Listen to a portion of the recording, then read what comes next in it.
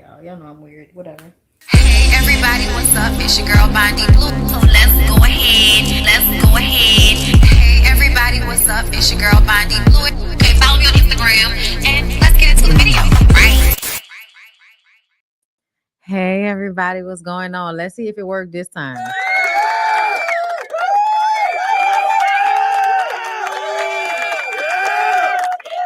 I think it worked that time. I think that time it worked. I looked at my levels. I feel like my levels was showcasing that y'all heard the roar of the crowd and the cheer as I was coming on here. Okay.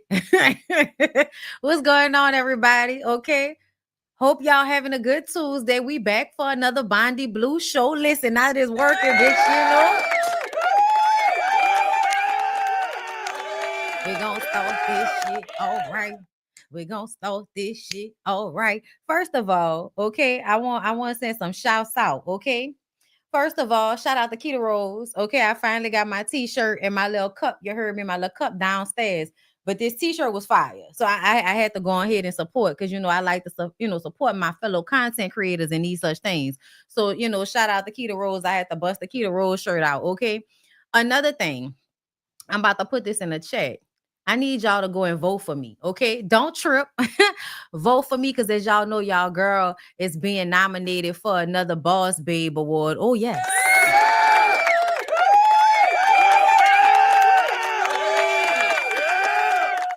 This is my second year in a row. All right. And I'll be nominated for Boss Babe YouTuber of the Year again, which I won last year, and Boss Babe Media Personality of the Year. And baby, I just need to win one. I just need to win one to make my trip to Atlanta make sense. Okay. So please. And I'm going to be reminding y'all. So go ahead and vote for me. Okay. I have put the link in the chat. I'm about to start it so y'all will see what's up. Okay. If I have any moderators in the room. Okay. Yes. Okay. Come on, Barb Meets World. Okay, listen, when you have a model as your moderator, girl, and you be thinking you special. Okay, shout out to my girl. But yes, thank y'all so much for voting for me. I really appreciate that. If you are not in the States, I believe that you can't vote. So that's the issue. Come on, Scotty. I know you got nominated again. Happy belated birthday, boo. Hold up.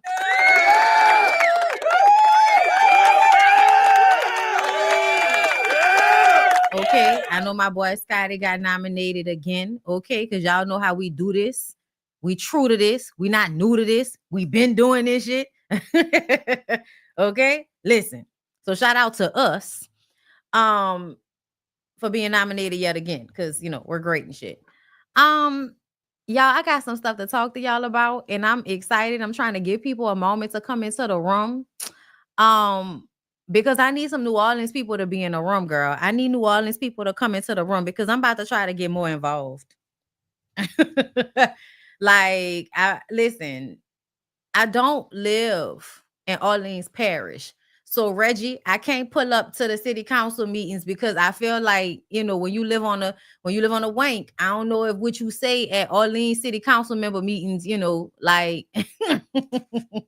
I don't know, Reggie. Okay.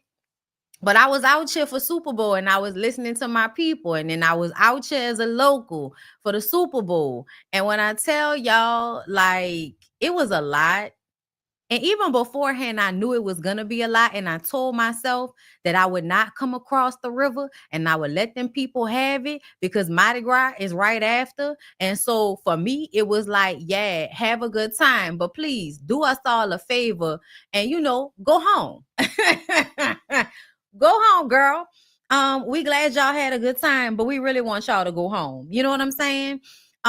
Because I think that whenever they have events like that down here, there needs to be a blast email sent out to locals that provide them with some type of discount on price when it comes to things. Because to me, I don't think it makes any sense for me to pour money into businesses in New Orleans all year round.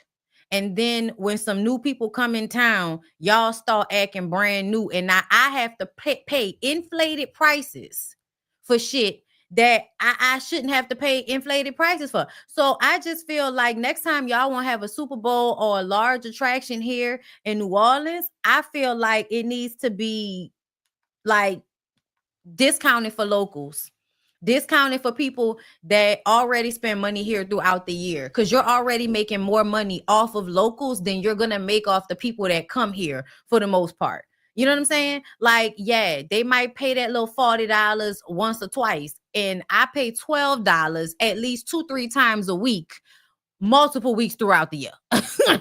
Okay.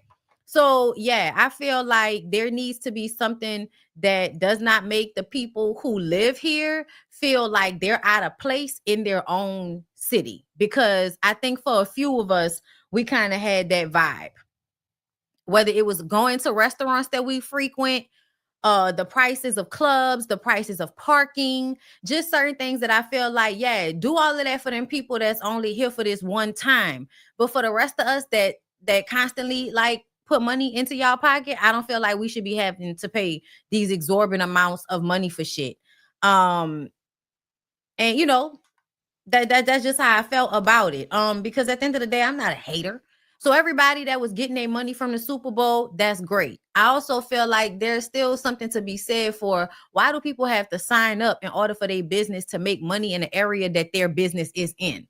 Like, y'all shouldn't be blocking off access to certain businesses so that the only people that's really getting businesses are, you know, the people that's in town. Like, that shit weird. So I feel like, you know, they really be messing over the locals a lot of the times when we have opportunities like this, and it looks good for the city overall, but it's more so from the standpoint of tourism. And tourism is great and everything, but for most of the people that actually work in tourism, do they ever see that money? Do they ever really see that money? The people that's bussing tables and waiting on everybody and dealing with 50,000 fucking ignorant ass tourists all year round, do they really see the money that the city gets from something like the Super Bowl? Like, let me know, because it don't feel like it. It don't feel like it. It doesn't feel like that makes y'all pay people more. Like, they get tipped better. But all in all, I feel like there needs to be more like protections for the locals, and we need to see some of that money, because y'all only started fixing infrastructure when the Super Bowl was coming. Like, yes, they're always fixing streets, because the streets were basically put on stone on top of marshland. So the ground is always sinking. So no matter what, there are always going to be issues when it comes to the streets in New Orleans, as long as you just keep putting pavement on top of marshland. And that's what people do here in New Orleans. They put pavement on top of marshland. So when y'all see sinkholes and y'all wondering why the street's so fucked up, that's why. Okay. Also, because New Orleans is a place that retains infrastructure from hundreds of years ago. So that's another part of this, where you don't want to fuck with the, you know, authenticity of the place, but it also needs a lot of work, because the things that they did back then really did not work well with the environment. You know, like that's what happens when y'all let niggas out the prisons build, you know, the area. Because please understand, historically in Louisiana, it was the people from European prisons that came down here and helped build this land up with you know, with the enslaved people. It was also imprisoned people from Europe. Okay. I feel like nobody knew what the fuck they was doing, for real, for real. Like, I don't know who he was listening to. But you know, they didn't know what they was doing. Either way, Super Bowl. Super Bowl was a great weekend. Shout out to Winter from Love and Marriage DC. She invited me out. Her man Eddie had an event. They had a battle of the DJs on Thursday night. So I had VIP everything. It was great. I really enjoyed it. I feel like that's the only way I should ever go to any of these events. And shout out to the girls that saw me in a club and wanted a picture with me when they thought I was leaving. Because I came back inside, but I didn't see none of y'all. So I saw y'all dancing and shit. But you know, by that time we having a good time. If I see you, you know, yeah. So shout out to y'all. Okay. Next time, hit me up. Okay. But shout out to the girls that I saw at the club. I'm mad that I'm spacing on a girl name, but I'm bad with names.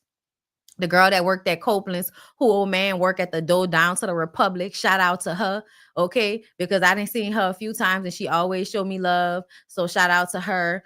You know, it was a lot of feeling love. Shout out to my tattoo artist, who is also a local artist down here named Courtney Co-Art. He did a huge mural. He's, does all his artwork and everything. His artwork was actually in Harlem. So when I'm getting my tattoo done, we watching Harlem so we could see his artwork in the last couple of episodes that aired. So, like, it's shout out to my people. You know what I'm saying? Like, shout out to everybody in New Orleans. I feel like I need to start it. Y'all know we're not finished, just to be clear. Like, I have at least 2 more sessions, I'm sure. But I feel like I want to get more involved, period. You know what I'm saying? Just in general with the local of it all. It's a lot because I'm an introverted extrovert. I'm also a famous loner. Like, a lot of people know me, but I'm always low key, on some, I might be by myself or with 2 other people, but I don't roll with big crowds and all of that. But I've always been like that. Like, the people who know me, even in high school, y'all know how I got down. Everybody know me, but I ain't really in nobody click like that. So, just shout out to everybody. It was just nice. Okay. And I hope I get to see, everybody down to the M-Line ball. Okay. Shout out to my home girl. Shout out to Monet for hooking that up. So I'm gonna be down to the M-Line ball. Okay, listen, New Orleans people, I'm excited. All right. So let's get into this, right? Super Bowl tickets are exorbitant. I think that's another thing I wanted to discuss. The Super Bowl is the culmination of a bunch of games played by football players and teams. And the people that support that all year round are lower middle class people. There's nothing that a broke white man loves more than a beer and a goddamn football game. Okay.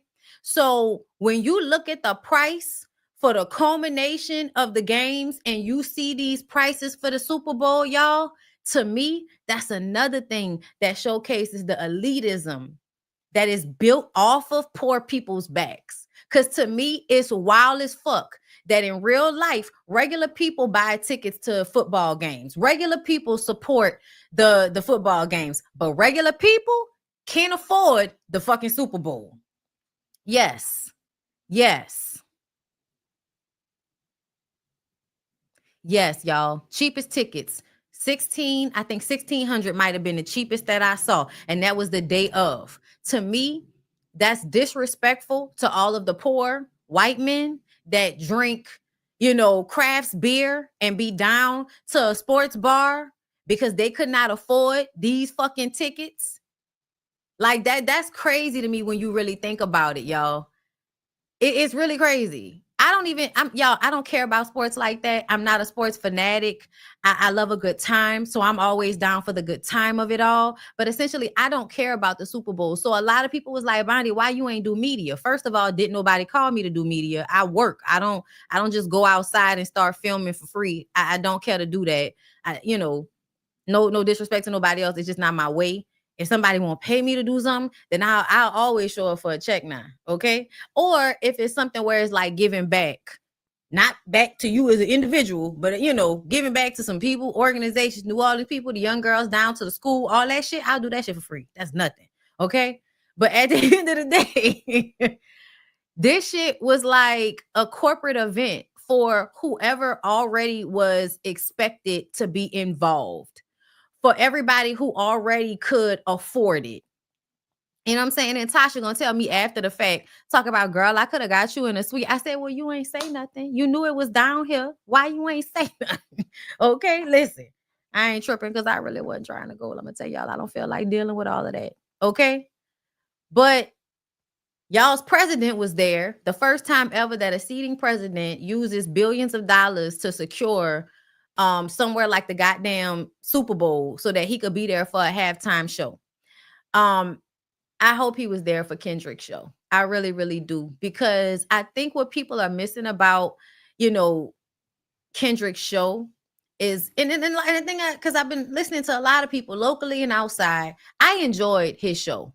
I do feel like there was a moment in between where it slowed down, and I would have liked for them to have put other songs in that set list just a little bit. Like there was, a moment between Damn and Squabble Up, I think, where, there was a slowdown that we didn't necessarily need. But all in all, I feel like his show was really good and I like the visual of it.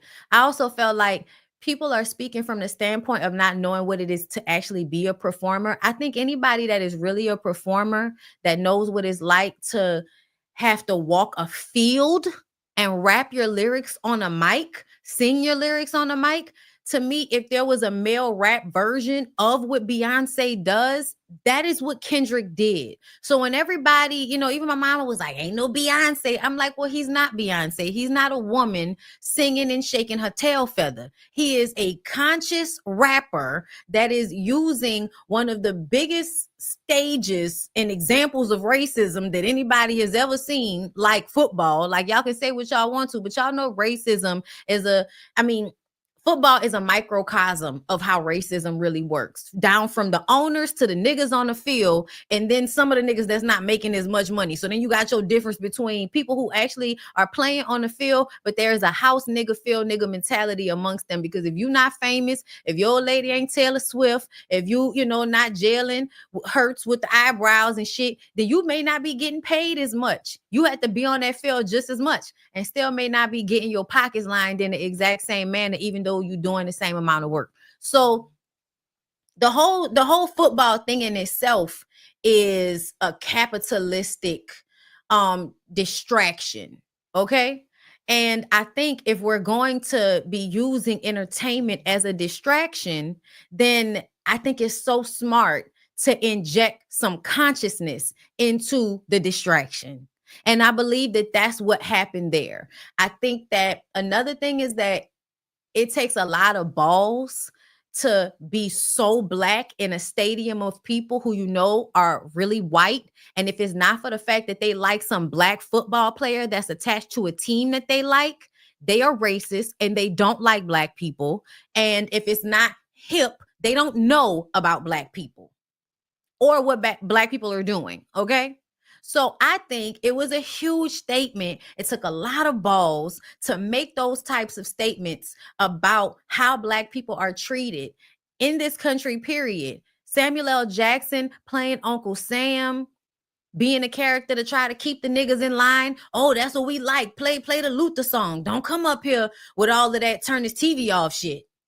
You know what I'm saying? So I personally felt like the thoughts and just the overall fuck you that took place. Because to me, that performance was a fuck you to every racist white person in that crowd. And there were a lot of them. And y'all literally paid tickets for this black man to tell y'all ain't shit.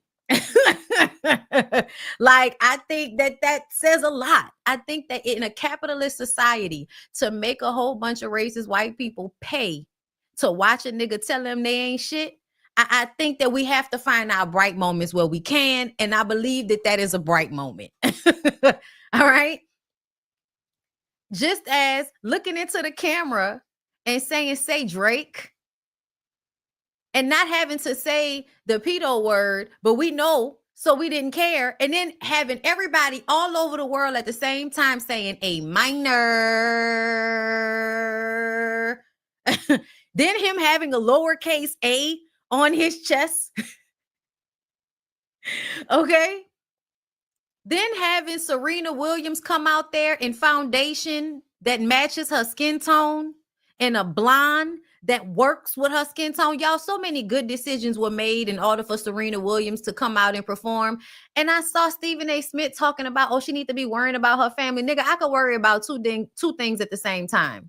Drake has repeatedly said things to disparage Serena Williams. I believe him and his fandom and say a little slick shit about her husband. So I believe her husband was perfectly fine with his wife crip walking on that nigga and the establishment that fined her and deducted points from her Wimbledon win because she crip walked after she won. Wasn't something that happened during the game. It happened when she was done working, and they still did that to her, because any example or any showcasing of your blackness in a unapologetic way pisses some white person off. And so she got fined for that. Here she was able to do it. She was able to do it on this stage and looking at that nigga in the camera. To me, I love that moment. I love that moment. And I personally And I said this on my Instagram live. I told Lyric as soon as the Super Bowl started, I said, why the fuck is Tom Cruise the announcer? Since when is Tom Cruise a good announcer? Who asked for that? Whose decision was that? I felt like the announcer should have been somebody with a real booming voice. I thought of Samuel L. Jackson. Mufasa's dead, so we, the old Mufasa, so we couldn't call him. He just died. James Earl Jones. That's one of the voices. Also, Larry Fishburne is a voice that we like to hear. Okay? We love to hear MC Light's voice. But personally, I feel like Samuel L. Jackson would have been a perfect person. I don't know if he could have done both, but to me, that was him. Came into my mind straight off rip. Sam should have did that shit. And then turns out he's an Uncle Sam performing in Kendrick's performance. Stay in line, nigga. I love that. I love that. Okay. So there were a lot of themes here. Samuel L. Jackson is Uncle Sam. Too loud, too reckless, too ghetto. Jackson said at one point, Mr. Lamar, do you really know how to play the game? Then tighten up. Okay, Jackson was dressed as Uncle Sam, a popular character that has historically symbolized the U.S., interjecting with commentary that felt representative of how America systematically views, monitors, and polices Black culture and people. American flag formation. This shit I loved. This was one of my favorite parts. During his performance of Humble, Lamar and his dancers, who were notably all Black men, formed what appeared to be an American flag split down the middle. Some interpreted this disconnected formation as a representation of the current state of America, while others said the dancers could also represent how this country was built on the labor of Black Americans. Americana symbolism and iconography were also thematically present throughout the rest of the performance. A call out of the revolution. A call out to the revolution. After the first song of the performance, Lamar chanted, "The revolution about to be televised. You picked the right time, but the wrong guy." This quote could be interpreted as a direct call out to both the current state of America and President Trump, who is in attendance at this year's Super Bowl. So for him to even be there and say that they picked the wrong guy, listen, I feel like that's huge for that nigga to be sitting there and for somebody to be telling him you shouldn't have won that shit, puss ass nigga. Okay, I love that.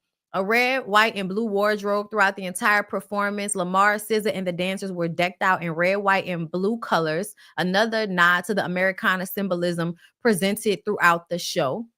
Okay, the Great American Game, we saw this, okay? Because it looked like tic-tac-toe, but it also kind of reminded us of what's the shit? On Netflix, Squid Games. Poor people fighting to the death for a little bit of money just to be in a game, okay? Just to be in a game of a system that they won't win and they won't make it out alive most of the time. The reference to this game were made throughout the performance, including Uncle Sam asking Lamar if he really knew how to play the game, referencing culture cheat code, scorekeeper deduct one life. Because whenever we don't do something right, y'all get to kill one of us. And then that is used as an example to the rest of us about how to stay in line. That's why they're always putting our trauma all over the internet. Y'all remember the trauma porn that was going on every time you turned around? Somebody's posting a Black person getting killed or shot on the internet. Y'all remember when we were going through that? I also feel like this protester was a part of the performance. I just think they were prepared for this person to, like whoever, we need somebody to do this. You'll take the, the hit for whatever happened. And somebody was like, yeah, nigga, I'll take it. I'll take the charge. This was intentional to me. The protester with the Sudan and Gaza flag.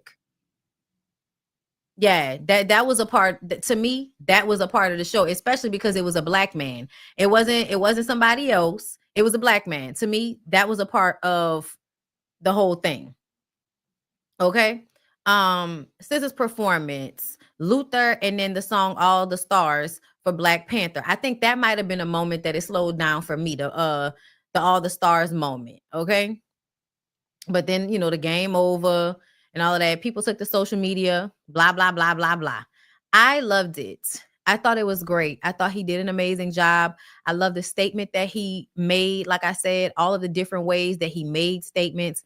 I think anybody that was hating on the show, everybody's entitled to their own opinion, right?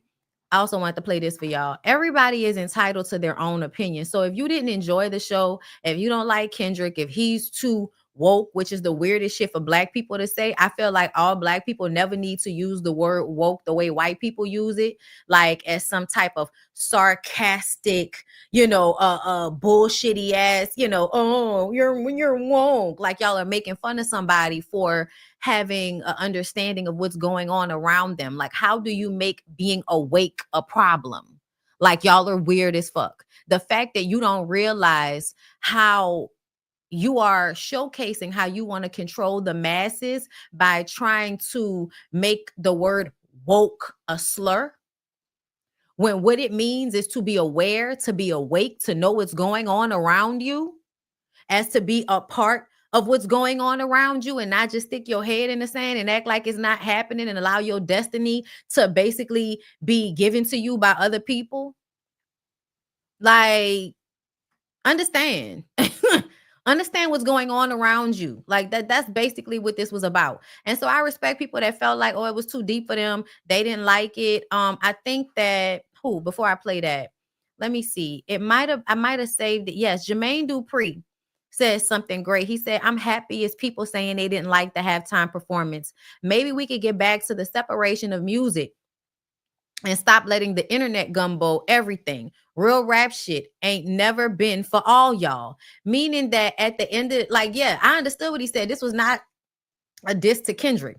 This was saying that in real life, at the beginning, rap was something for the people that understood it. It wasn't something to be mass produced for everybody else to be a part of. Because black people can never have anything in this country, well, really anything anywhere that's for them without somebody that lacks melanin come lurking in, pretending to be a friend so that they can hijack some shit. That's what normally happens with us, okay? But essentially, what he is saying is the real rap has always been low-key a different mindset, not the mindset of the masses. And so it is perfectly okay.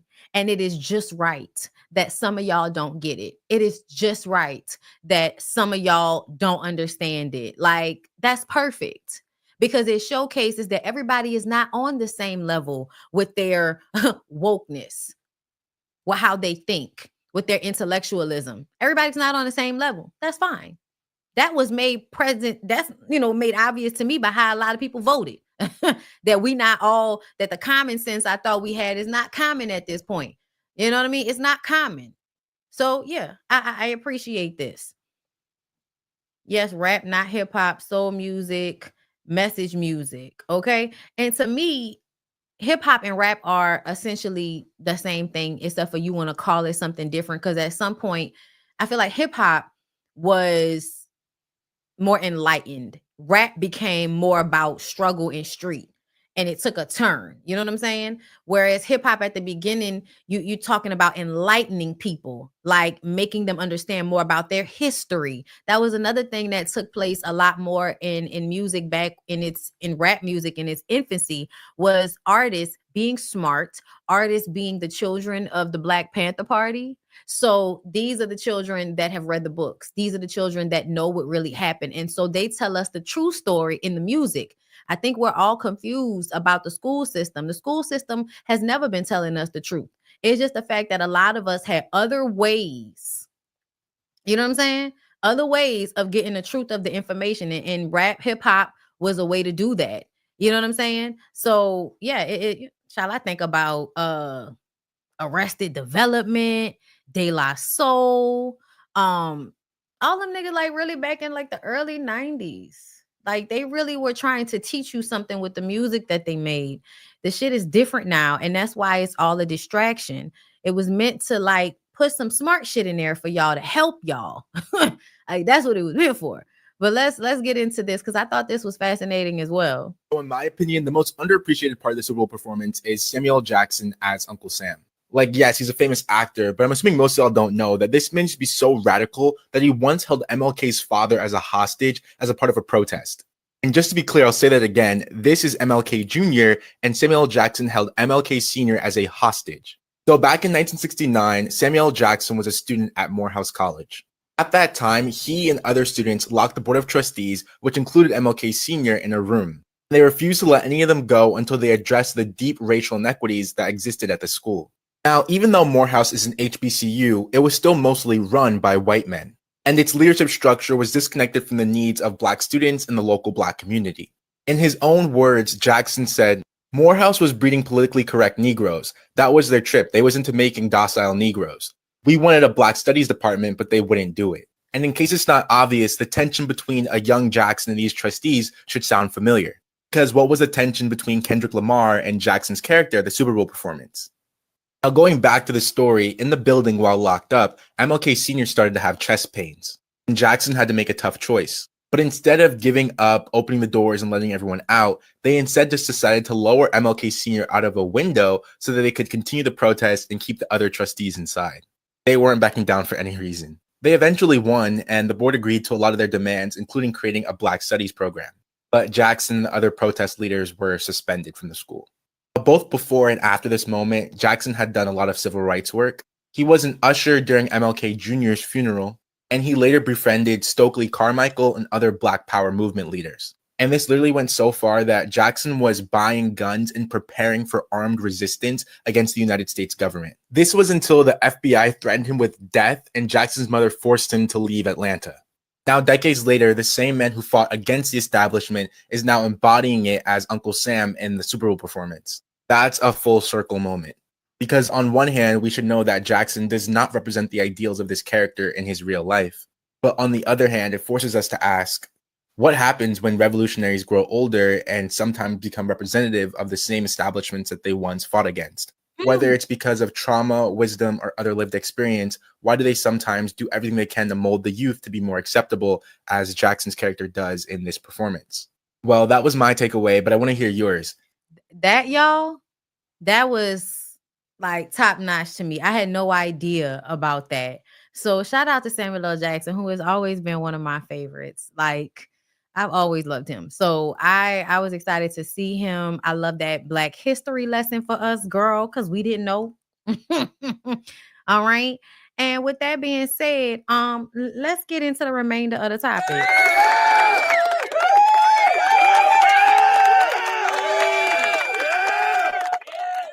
Okay, so let's go ahead and talk about 50 Cent and work our way through everything he didn't had going on. Because y'all know Irv Gotti passed away, right? We know Irv Gotti passed away. We talked about that. Well, apparently 50 Cent was going in, okay? 50 Cent is showing no mercy. Here go the video right here, okay? I'm smoking on that Gotti pack. Nah, God bless him. LOL. Okay, not with the RIP next to him. So he's making jokes about Irv Gotti being dead. 50 Cent is showing no mercy towards Irv Gotti after news broke of the Murder Inc. founder suffering a second stroke. Gotti, 54, previously battled health issues, including a stroke last year. While many expressed sympathy, 50 Cent took to Instagram to mock Gotti, posting a headline about the stroke with the caption, "Damn, I wanted him to see my new shows, yo." The unconfirmed report claimed Gotti was on life support, but no public comment has come from his team. 50 Cent's taunts are nothing new. Last year, when Gotti had a stroke, 50 posted a photo of him with a cane. Gotti's health struggles are linked to his diabetes, but he has made a recovery. Did 50 do too much this time? And y'all know this was before Irv Gotti actually passed away. So, listen, I'm going to just say this. I've always told y'all that 50 Cent is a terrible person. Like, I think that 50 Cent is a terrible person. But I low-key feel like so is Irv Gotti. And I feel like what I have noticed is that niggas that are like this in death, it's just kind of like, I don't know what y'all expect from people. Like, I don't know what y'all expect from people. I think when people ain't shit in real life, and then when they die and people still have that same type of energy, like they don't change the energy that they have towards a person simply because they pass. I feel like I would rather you do that than to pretend like somebody was a god or a good person because they passed away. Essentially, who you are in life should be who you are remembered for. And I don't think anybody should escape that fate. So at the end of the day, I didn't really give a shit about 50 Cent making fun of Irv Gotti. Okay, I just didn't. It wasn't something that I was like, ooh, like that's so messed up. Like, no, I didn't care. Okay. Then on top of that, for some reason, Marquise Jackson seemingly reacts to 50's fallout with Lil Meech. I didn't even know 50 and Lil Meech fell out. Okay. Let's see. But okay, remember, okay, so let me let Marquise run his shit and then we'll get into it. What's up, y'all?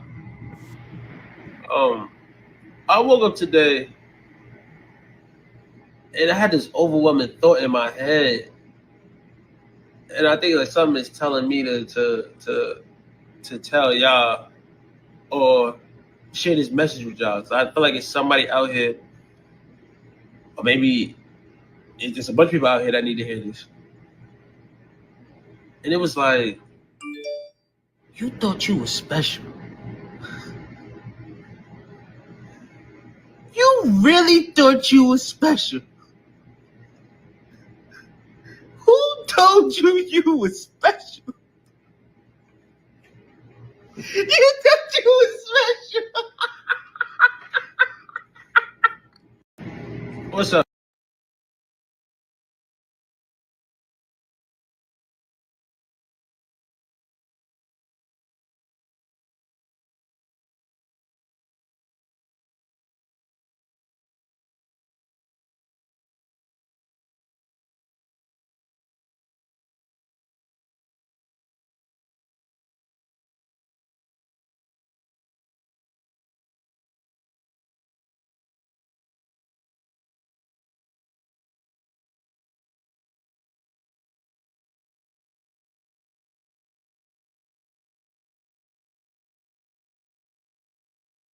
What's up, y'all?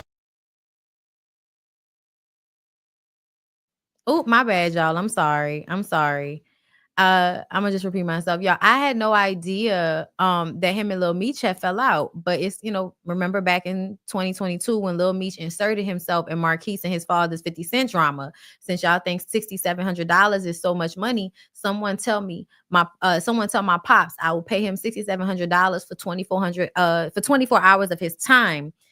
So we can do everything I ever wanted to do with him as a kid, red, yellow, green, whatever color he liked. And Lil Meech was in the comments talking about, you stupid. I'll take 5 over there myself. I might even play some games with you. I think everybody was like laughing at the fact that Marquise is basically saying my daddy ain't shit.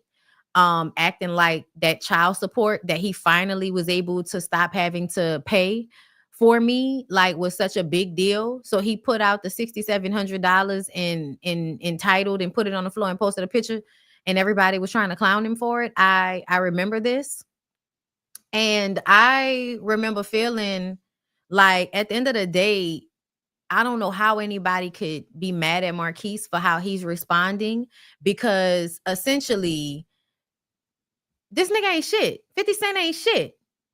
50 Cent ain't shit, y'all. And so anybody that felt like they needed to get involved in that shit, I think if Marquise is laughing at your stupid ass now, he should be. Like I said, I don't think 50 Cent is a good person. I think that people that pretend like they're a good person every now and again so that they can make sure that they still have enough people speaking up for them whenever some fucked up shit happens. But to me, however you treat your family and your children, that is the signifier of who you are as a person. And to me, 50 Cent came off like he was mad at the baby mama because him and the baby mama broke up, right? Baby mama had some nigga in the house. Allegedly, I heard he burned the house down, all of this crazy shit, like talking about she wanted more from me and da-da-da-da. That's because a lot of times y'all niggas be shortchanging them girls. Y'all be out there making thousands of dollars, and then when it come to y'all kids and taking care of the baby mamas and shit, y'all want to short them when y'all not fucking them no more or when you can't control their lives. And I feel like that's what 50 was on. And so the way he treated that boy, to me, that was everything I needed to see to tell me 50 Cent is not somebody that anybody should like personally give a fuck about. I think we live in a capitalist society. At this point, it's hard not to do business with people who aren't all the time good people. But I need for y'all to not think that somebody is worth you interfering in their personal shit. Lil Meech was dumb for ever saying anything. And I'm trying to figure out if he has a good relationship with his daddy. Okay? Because I'm gonna hop around, y'all, and I hope y'all enjoying the show because I'm gonna hop around a little bit.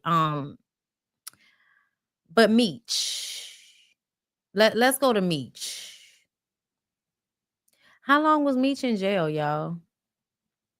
How long was Meech in jail? I need y'all to tell me because I feel like Meech had to be in jail for a long ass time.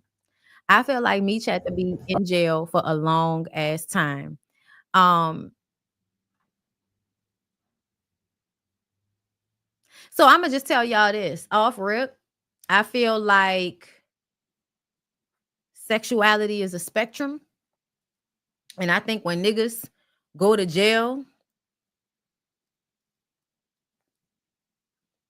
I think most of the time they smash other men when they go to jail.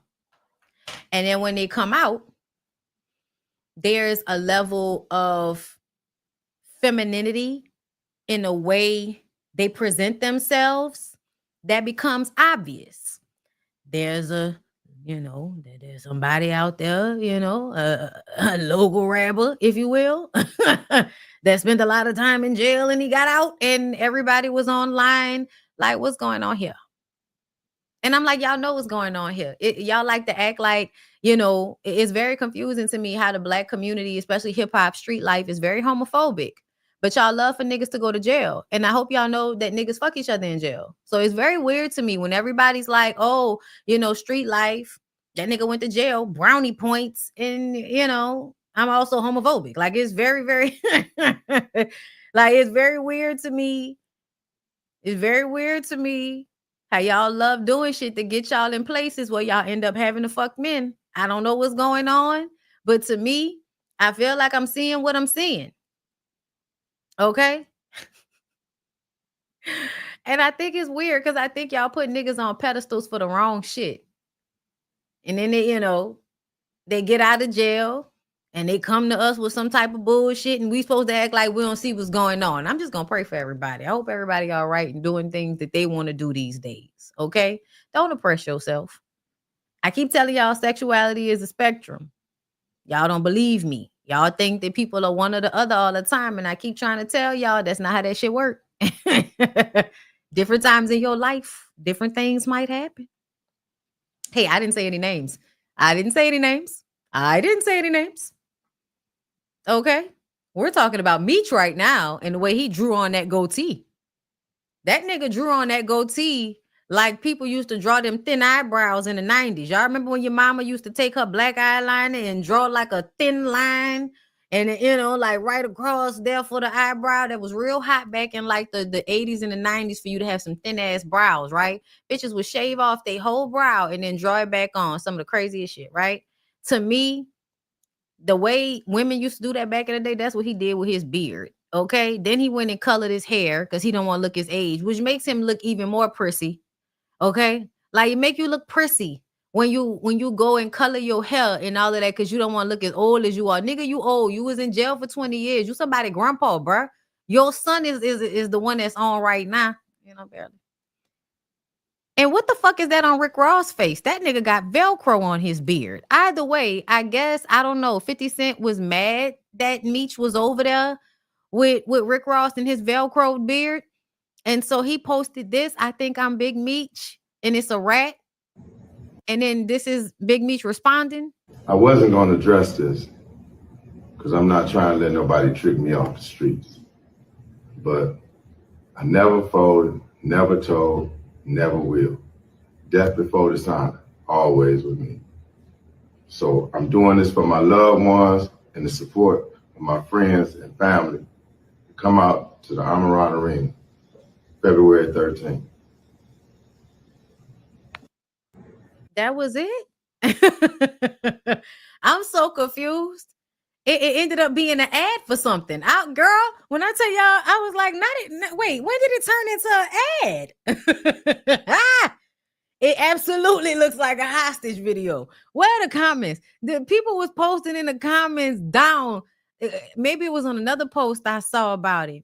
But people was posting down in the comments like, free him. Free him. Okay. It is definitely giving hostage video. Look at the look at the paper. Look at the paper. Okay? Look at the paper. Read what we put on the prompter for you. Y'all remember how excited LeBron James was that Meech got out of jail? And LeBron James. That brings me to Jalen, because listen, the Super Bowl, Jalen was y'all's, MVP. Okay. Congratulations to him. He did a great job. They won the game. Shout out to the Eagles. I wanted y'all to win, not just because y'all QB was black, but because the Eagles didn't go to see Trump during the last election. So I wanted them to win based off of that, and the fact that they have the first ever black female assistant coach on a team, which is another thing that I was like, all right, and she won the Super Bowl. Okay. That first black lady assistant football coach won a Super Bowl. So shout out to her. Okay. But I saw this, and then we're going to take a break because I need to go get my food from in front of the door. Okay. But somebody, I don't know, y'all know they troll, right? So I'm on Instagram Live, girl. Let me tell you what happened. So I'm on Instagram Live, right? And I'm talking about the Super Bowl and all of that. And somebody was like, what you felt about Jalen Hurts and his, black love thing? I guess he must have said something about his old lady at some point. And everybody was like, super duper excited about the fact that, he had said something about his old lady. His old lady was out there with him. She a light-skinned black lady. Y'all was super duper excited. Let me see if I can find the picture of him and his girl at the Super Bowl. But y'all was all like, oh, Jalen Hurts, him so fine. Here you go. Black love. You know what I'm saying? What you thought about that, Bondi? And I was just like, oh, is that right? Oh, is that right? Oh, okay. And the reason why I feel that way is because just like with LeBron James, you think somebody is on the up and up because of the wife that they present. You think they on black love, but the rumor is they cheat on their black wife with white women all the time. That's the word on a curb. I don't know if it's true, but I'm more so inclined to believe that that's true than to believe that LeBron James is a faithful husband that never cheats on Savannah. Girl, I'm not dumb enough to believe that, first of all. And yes, this young woman is a light-skinned black lady. I also felt like I'm not impressed by that. I'm like, around my way, or maybe in my world, black men don't automatically go to white women. There's a gradient here, right? This light-skinned black lady is right before the white women.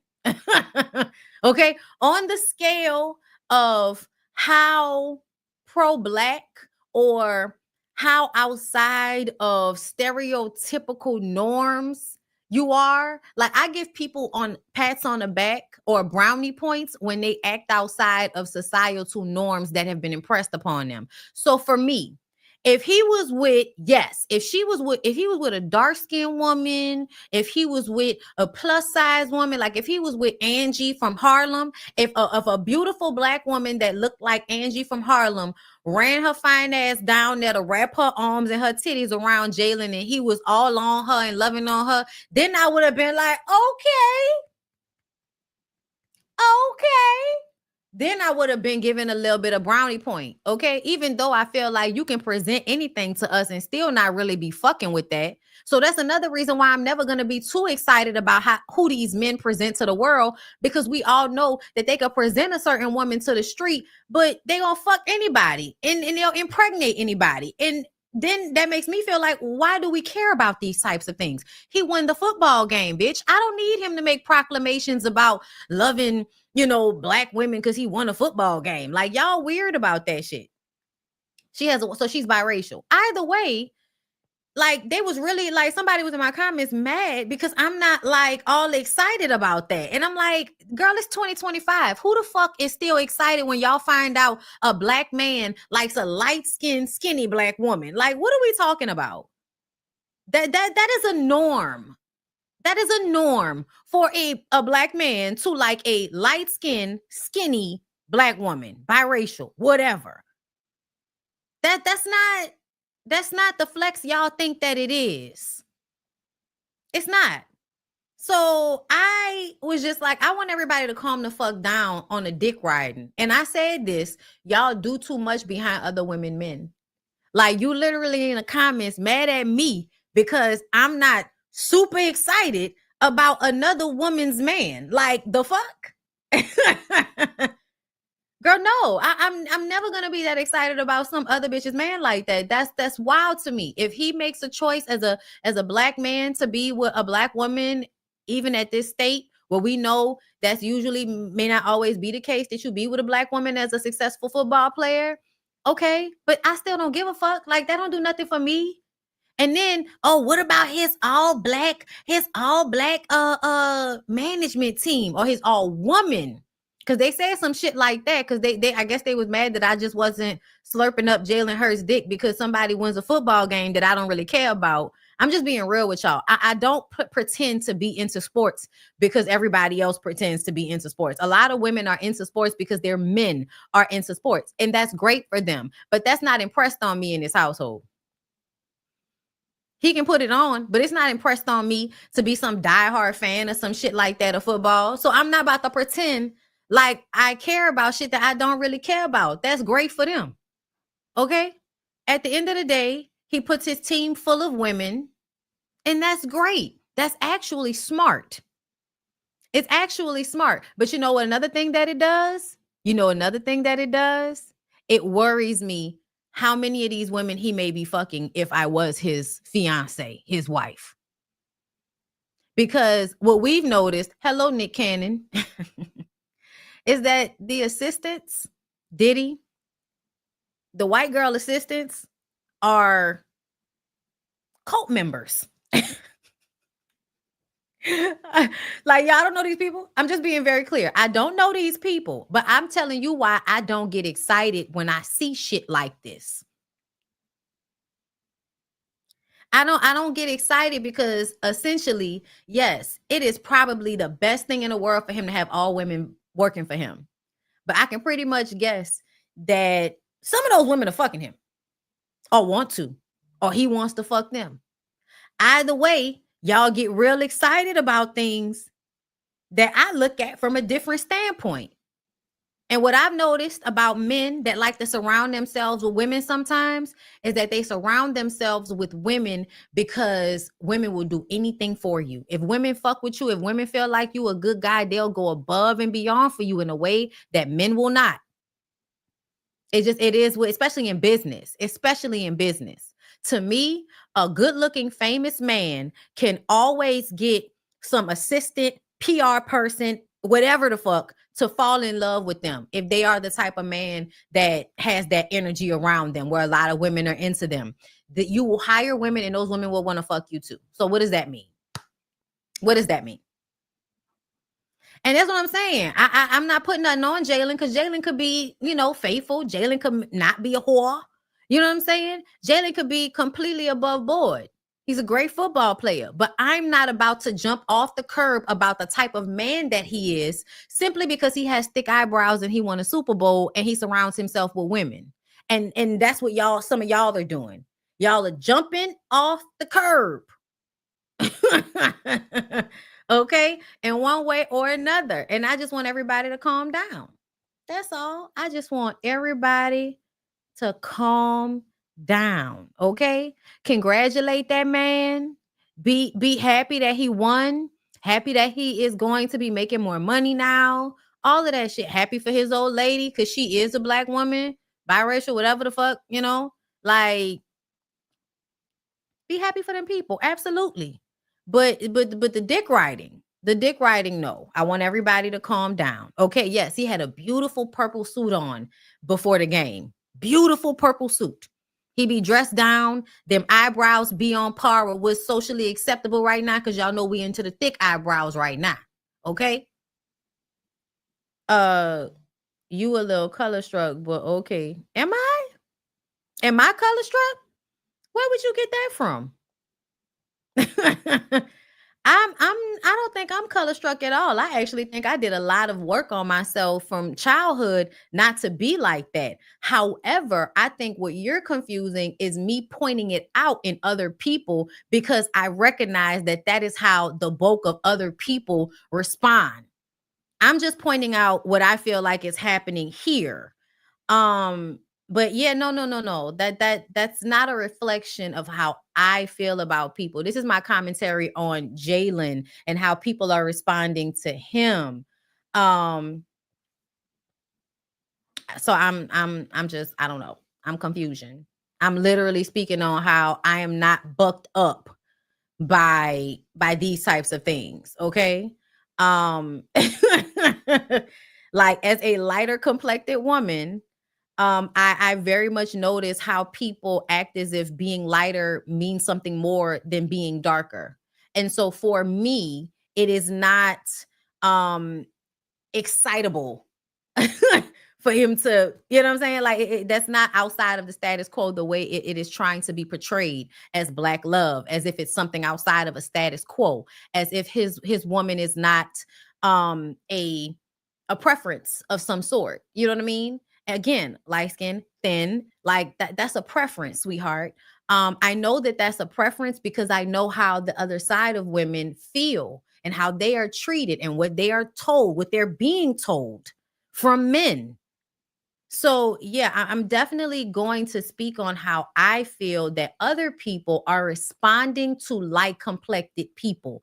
It is not a reflection of how I feel about light complected people, just to be very, very clear. You know, and you know, when it comes to like the Black and biracial thing, I often don't do the most when it comes to that, and that's simply because it's 2025. So now y'all say biracial people aren't Black. When I was coming up, I was born in 1988. So from 1990 to about 2015, most biracial people that are famous were still considered Black. That's something online that y'all have just now decided y'all want to just be like, oh, you biracial, that's not Black.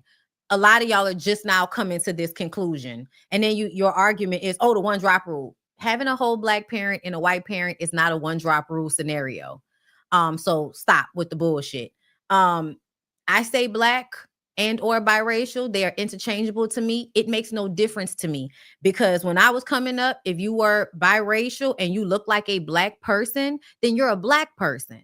If you're biracial and you look white, then you're white. Like it depends on what you look like. That's what all of this bullshit is basically based off, what you look like. Okay. So I'm just being real with y'all about what it seemed like to me, but I also really don't give a fuck. That's the whole point of me saying this from jump, is that I feel like a lot of people are responding to certain things that I really don't care about. So don't assume anything about me from my commentary unless I have said how I feel about it. But don't assume anything, sweetheart. Don't assume. Don't assume. All right. So let's move on from there. So I do want to run past something right quick before we get into the Nikki Muddaris of it all. So another local thing, Marvel star Anthony Mackie says fame makes dating obsolete. How do you trust someone? How do you put yourself in a position to be vulnerable? How do you know what someone really wants from you when all you want is to just be loved and appreciated? What does that look like? Mackie, 46, who shares 4 children with his ex-wife, Shaletta Chappell, whom he married in 2014 and divorced in 2018, shared that he prefers to focus on being the best father he can be these days, noting, I'm older and I don't do the apps. About why, I guess he's not dating. I don't think he should date. I think he should absolutely be focusing on being a father. I don't think he should date. I think that whenever famous men get in a mindset of feeling like no woman is going to love them for who they are because they're famous or they have money, I feel like that is you wanting to be a victim in your own superiority. Because essentially, if we're being honest, whenever I see attractive men say shit like that, I'm like, you sound dumb, right? You sound dumb. Like, to me, Anthony Mackie is a relatively attractive Black man. You being attractive, a Marvel star, and then you have money. Like, but you would have had a woman if you were broke. Because you look this way. You would have had a woman if you were broke. So when they get him and Cam Newton's big tall ass, y'all get up here and y'all want somebody to feel sorry for you because your access to wealth fame and money makes it hard for you to trust people. Newsflash, it makes it hard for women to trust any man, even when she has no money. Even when a woman has no money, it makes it so hard to be vulnerable with men because y'all are not safe spaces for most women because everything is about you. Everything is about you and your feelings. So if the woman's feelings don't coincide with yours, all of a sudden she don't give a fuck about your feelings. Like, this is giving narc vibes. This is giving you don't need to be in a relationship, nigga. You should absolutely remain single if that's how you thinking. I'm always like, what are y'all niggas even talking about? Like, what are you even talking about? Oh, I got a lot of money, so that means I can't trust people. Duh, nigga. Duh. But women can't trust half of these niggas without money. You know why? Because we walking around with a pocketbook inside our body. It's called the coochie. Girl, the vagina is something that will have niggas lying and manipulating and trying to trick you out of that coochie. Even if it's just for one night, they will lie or do whatever to get coochie. Just like you feel like women will lie and do whatever for money. So I'm always so confused when attractive black men decide they want somebody to feel sorry for them because they don't feel like, oh, any woman that I'm with, she only gonna be with me because my money. Like, you know that's cap. You know that's cap. But be very clear. What women do you want? Because a lot of these local men, let's be very clear, y'all. A lot of these local men, it pays for black women to be attracted to them, to like them, to follow their movies and all of that. But who do they really end up fucking with? They may fuck some black girls, but who they really be with? White girls. A lot of you famous black men, even those of you walking around New Orleans, like, y'all act like y'all really like black women and all of that, but essentially you're really dating and fucking with white women. And yes, the white women you fucking with whose daddies and shit got money and all of that, yeah, they need for you to have money. So no, they're not going to be with you if you don't have money. They're not. And they shouldn't be. Honestly, black women shouldn't be with your ass if you don't have no money. Why the fuck should anybody be with a man who doesn't have anything and we grown? That don't make no sense. But to be very clear, a lot of y'all do not want the women that would want y'all whether y'all had it or not. Y'all don't want those women. You want the white girls. You want the girls who come with a certain level of access and prestige all on their own because of who their family may be, who they're connected to. And that's no shade to the white girls because it makes them cool to be running around with your black ass. But be very clear. A lot of the times, y'all don't want the girls that want y'all. Y'all don't want the girls that's going to show up in a real way for y'all. Not really. Y'all want women that's going to lose their mind over who y'all are and all of that. Because a lot of times when women not into what y'all do, y'all feel a way about it. Like, oh, she don't really like me because she don't know all of what I do and all of that.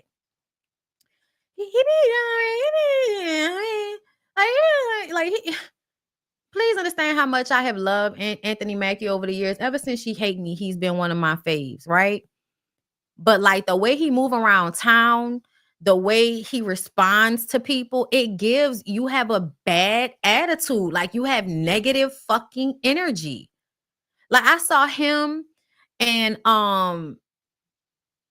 Dorsey. Why am I forgetting his name? But his last name is Dorsey. The other actor from Queen Sugar. That was with the aunt. Him. He's around all the time. And I remember seeing him and Anthony Mackie out at the same event. We was all at the what was we? We was on Franklin. And you could tell that Dorsey is cool with people coming up to him. I took a picture with him. I posted it. Because I reviewed, Queen Sugar. So I was happy to meet him. Yes, dude from Bookies. So he had a different type of energy. Anthony has an energy where it's like, don't come up to me. And I think we all know that already. So don't nobody come up to him.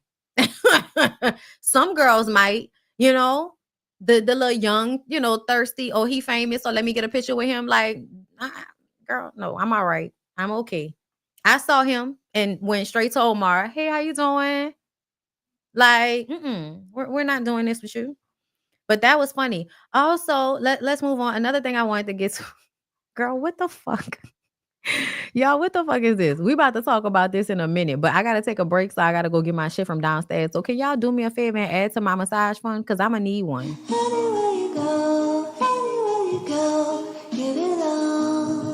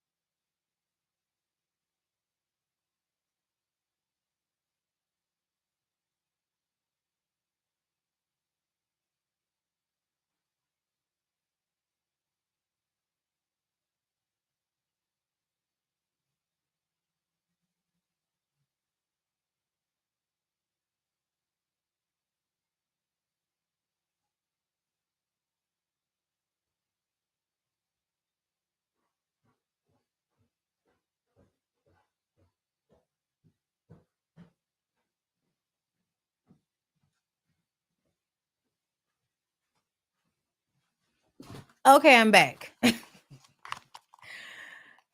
I thought I hit loop. My bad, y'all.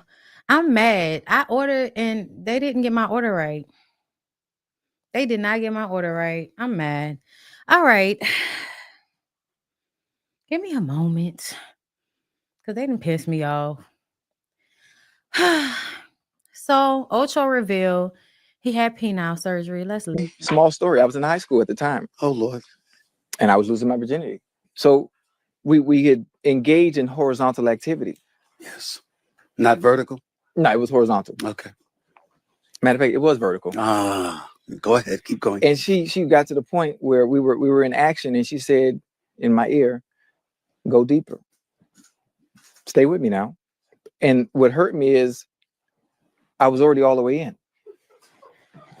So I had ran out of PP. And that is what caused me to get into amateur porn, so I could perfect my craft in the pelvic area so I would never have to hear that again. You do understand the cameras are rolling? Yeah, you understand? I mean, do you really want people to know this? I mean, I can edit it out. Bro. No, don't edit it out. I told you I don't have a private life. I'm here to share my stories and my shortcomings. Back then, I've had surgery since. Small story. I was in high school at the time. Oh Lord. And I was losing 10. So I'm good. So what you're trying to say is that who you are now, completely different, is manufactured because it was surgically enhanced. Yes, sir. Yes, sir. And and I'm comfortable saying that. And I can tell you that this is something you would never be able to get on TV. That's why we on your show. Surgical enhancement. We usually hear about females with that stuff. Right. They see. So why can't we? Why can't we? I want to feel better about myself. I want to be able to walk around the beach in my Speedo without being laughed at. And you're saying that at one time you were being laughed at until you had surgery. Do you know what that feels like? Like I'm not one who needed surgery. Okay, I understand. You don't understand. You don't understand how it feels. No, like, I don't. And listen, I just, some women they get enhancements to feel better about themselves, and I need to do the same thing. Do you know what that does to me mentally? That hurts. It hurt. That I'm talking about sin. Here. Now you have to understand. Some would look at you and they would say, "Hey, we saw you crying over the Bengals." So you talk about what hurt you. Do you talk about what hurt you? Yeah. I mean, when something like this hurts you, it's not that big of a deal because every damn thing seems to hurt you if you're crying over the Bengals. Right. So I can't fix that. I can't go play for the Bengals right now. But I can fix myself. Here. Now you have to understand. Some would look at you and they would say, "Hey, we saw you crying over the Bengals." So you talk about what hurt you. Do you talk about what hurt you? Yeah. I mean, when something like this hurts you, it's not that big of a deal because every damn thing seems to hurt you if you're crying over the Bengals. Right. So I can't fix that. I can't go play for the Bengals right now. But I can fix myself. Here. Now you have to understand. Some would look at you and they would say, "Hey, we saw you crying over the Bengals."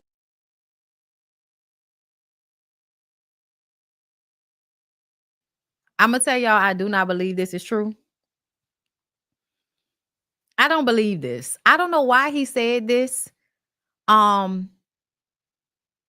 think that wasn't Carlos King just slobbering at the mouth with Sherelle Rosado about how the word on the curb is that his peen is really big. And I've noticed that. I've noticed that men who have really big dicks like to tell everybody that it's small, so that you could be like super duper surprised when you see it. Like that's what I'm hearing. That's what I'm hearing that the guys like to do out here. Okay. But either way, in my mind, I'm like, so you went from 3 inches to 11, huh? Okay. Well, let me tell y'all what they say. They say there are several risks or cons. And I can't remember who or why we had this conversation at some point, but people that have been watching me for a long time, didn't we already have this conversation about penile enlargement surgeries and how basically stretching your dick to look larger doesn't mean that it's going to actually be giving 11 inches of hard dick? That's no. Yeah, y'all remember that. Okay. It's giving paid advertisement. I don't know how the surgery would be a paid advertisement, but here's what I hear. It says you could have, these are the cons, right? hold up. I don't know whether they were pros or not, but obviously the pro is having a bigger peen. These are some of the cons.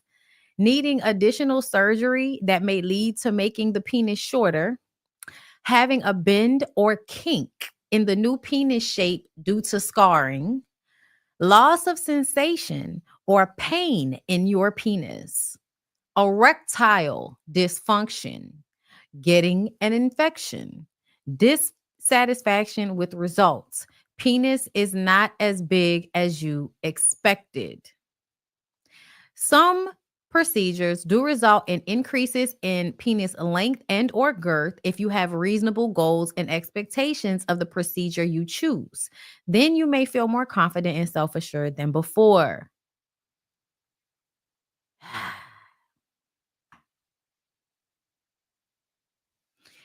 And listen, there are non-surgical ways to make your penis bigger. I don't know what weights are supposed to do, but weights is on the list. Supplements, creams, lotions, testosterone replacement therapy.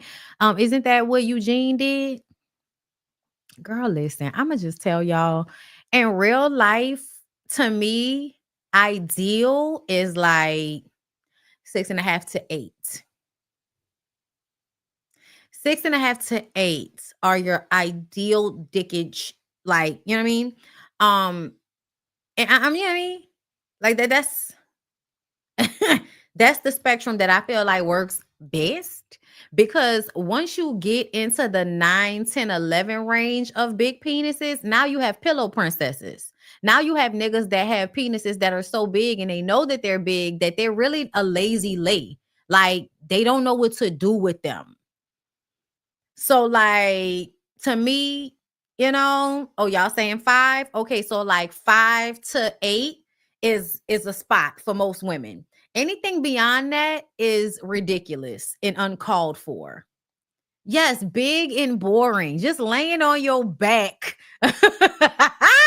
Girl, my college days. Laying on your back. When you get into it with a woman, I was just like, oh, something that only worked when I was 19. Something that only worked when I was 20. Girl, grown Brittany getting in a blend with a nigga and the first thing he do is lay there. Girl, when I tell y'all, listen to me, young girls. Listen to me, young girls. It's not about how big they are. Not all the time. Now, listen, don't come around here with this little bit talking about you know what you're supposed to do. Listen, we telling y'all 5 to 8, sweet spot. Sweet spot. That's the sweet spot. You know why? That is the level of dickage that they'll have enough. And they'll have like low-key something in their mind that make them want to be better at fucking than anybody with a bigger dick. And so they actually are better at sex than somebody with a big old dick. Because somebody with a big old dick think all they got to do is lay down. So listen. So to me, I'm laying down, nigga. I'm laying down. Not you, me. What you laying down for? So yeah. Yes, work at it. Yes. No, like, yeah, nah. 5 to 8 is really your sweet spot. Don't let these niggas or the rest of these or these ignorant girls online hype y'all up into thinking that because somebody had a penis the size of your forearm or something like that, that meant they know what they was doing with it. They didn't. They didn't. Okay, hold up, y'all. Y'all know we was talking about Dank DeMoss. That's the girl who was suing Lyft. Well, she went down to the Breakfast Club. Okay. And let me tell y'all something. I'm the type of person that I'm judgy. Like, y'all know how they be like, we listen, we don't judge. No, especially up here, I'm gonna judge the fuck out you. Now in real life, like real life things, I don't judge people on like real life things, like talking about it. Like, you know, what you do is you know what I'm saying? That's your way, that's your walk. Like in real life, I feel like I am very, very empathetic to people and whatever they got going on. And I hope that shows through in my commentary. But there's a part of me that's gonna always be looking at you look cheesy and then being like, couldn't have been me. Okay. Yes, I am still that messy. I am. I'm gonna just be real with you. I'm gonna keep it a buck. If you look a fool, if you look a mess, but if you look good, girl, I'm the compliment queen. I'm gonna let you know you look good if you look good. Please don't misunderstand. If you look bad, I'm not gonna let you know, but I'm gonna think it, and my face might say it. But I'm not gonna say it to you because that's fucked up. That's mean. You don't do that. You don't go up to people and be like, bitch, you look crazy. But let me tell y'all something. Whenever I see a big old girl with her stomach out, I be like, you know what, bitch? You do that shit. You do that. You know why? Because it makes me feel better about whatever the fuck's going on with me. I'm just being honest. Okay? I haven't been able to procure the bottom row of my pack, so I only have a 4-pack. So I haven't been able to get that bottom because I'm old school framed, meaning that like this bottom part is connected to my ass. You know what I'm saying? So like, girl, natural waist be up here, but I'm an old school shape bitch. Okay. Once you get down here, we in the big pussy age. You know what I'm saying? Okay. I am womanly. This area down here is a little bit wider. Okay. So I'm gonna be real with y'all. When I see women like her with they shit out, with their confidence, it makes me feel like I should be, bitch, don't you ever feel bad about nothing you got going on, because them girls be out here doing whatever, don't give a fuck. Okay. And I feel like they should be that way on some slick shit, because I feel like people should wear whatever they want to wear. If you looked at yourself and you felt like you look good, fuck what everybody else got to say about it. That's how I really feel. So essentially, even though I'm judgy and I wouldn't do that if I was your size, I'm still glad you feel comfortable to do it, because bitch, it's contagious. That type of self-love and confidence is contagious. And I love that. I love that. So at the end of the day, y'all move y'all shit out the way for her to walk through. Oh, nice to meet you. Hi, how are you? Stormy. How you doing? Hey, Ken. How you, brother? You good? Nice to meet you, Ken. Got it. Yep. It's the only seat y'all got? What you want? What you need? There's one more. A bigger chair or something. Cause she already little. We had That's what I'm talking about. Good. This is the accommodation. There you go. Oh. Okay. Yeah, I really don't want to do this, bro. I really don't want to do this. But in my mind, I'm like, so you needed a restaurant booth to feel comfortable at the Breakfast Club. But I'm gonna let her finish. I wanted to win at the end of the day. So, because I do feel like she was being discriminated against. I still feel like y'all saw her. She sat in the chair. Morning, everybody. You sit in the chair, you can get in the car. That's how I feel. It's DJ NV, just hilarious. Charlamagne the Guy. We are the Breakfast Club. Lauren Rosa hanging out with us as well. We got a special guest in the building. Who we got? We have Big Dank DeMoss. Welcome. Thank you. How are you, Big Dank? How you feeling today? I'm good. Happy to have you. Thank you. You know, when we first heard about your story, you know, there was a lot of jokes made. Everybody made jokes, including us. But when I heard you was a rapper, I was like, you know, why not have her up here and have a conversation? See if this could, I don't know, help something. Mm-hmm. Right? Make the most of it. Oh, nice to meet you. I don't know if you're appreciative of this opportunity the way you should be right now. Let's continue on. And you know, you said the chair was too small, so we had to bring the part of the sectional for you to sit in. And you said something. You said, now this is what I'm talking about, accommodations, right? Yes. But we live in a world that's not always going to be able to accommodate people that. But are we plus should size. though. We should, because we not all the same. You know. Mm-hmm. I feel like we should. Like, why not? I feel like a lot of times people think that bigger people, obese, the F word people should just be in a house. When it's like, we not. Word? Yeah, the F word. I'm not about that you can't say in your house. Yeah. Fat. You don't like. Oh, I'm not saying that word. Yeah, we don't use that word in my house either. I thought you talking about the gay slur. I'm like, wait, I'm confused. No. But I just feel like it should be accommodated. Bigger people should be accommodated, just like we accommodate the LGBT community. You know, ma'am, this is why I'm gonna have to stop you. Flag on the motherfucking play. Where is my? Hold up. Girl, I need to do it again. Hold up. See, what I'm going to need for everybody to stop doing whenever they want to use somebody as a scapegoat, please stop using the gay community as a scapegoat for why you should have accommodation. Oh, because of how y'all treat gay people. Ma'am, please stop. Please stop. The only reason we have to make all of this fuss about the way gay people are treated is because they are treated badly. It is because they are treated badly. Oh, yes. And another thing, they ain't got nothing to do with them fitting inside a fucking car. Where we come from with that shit?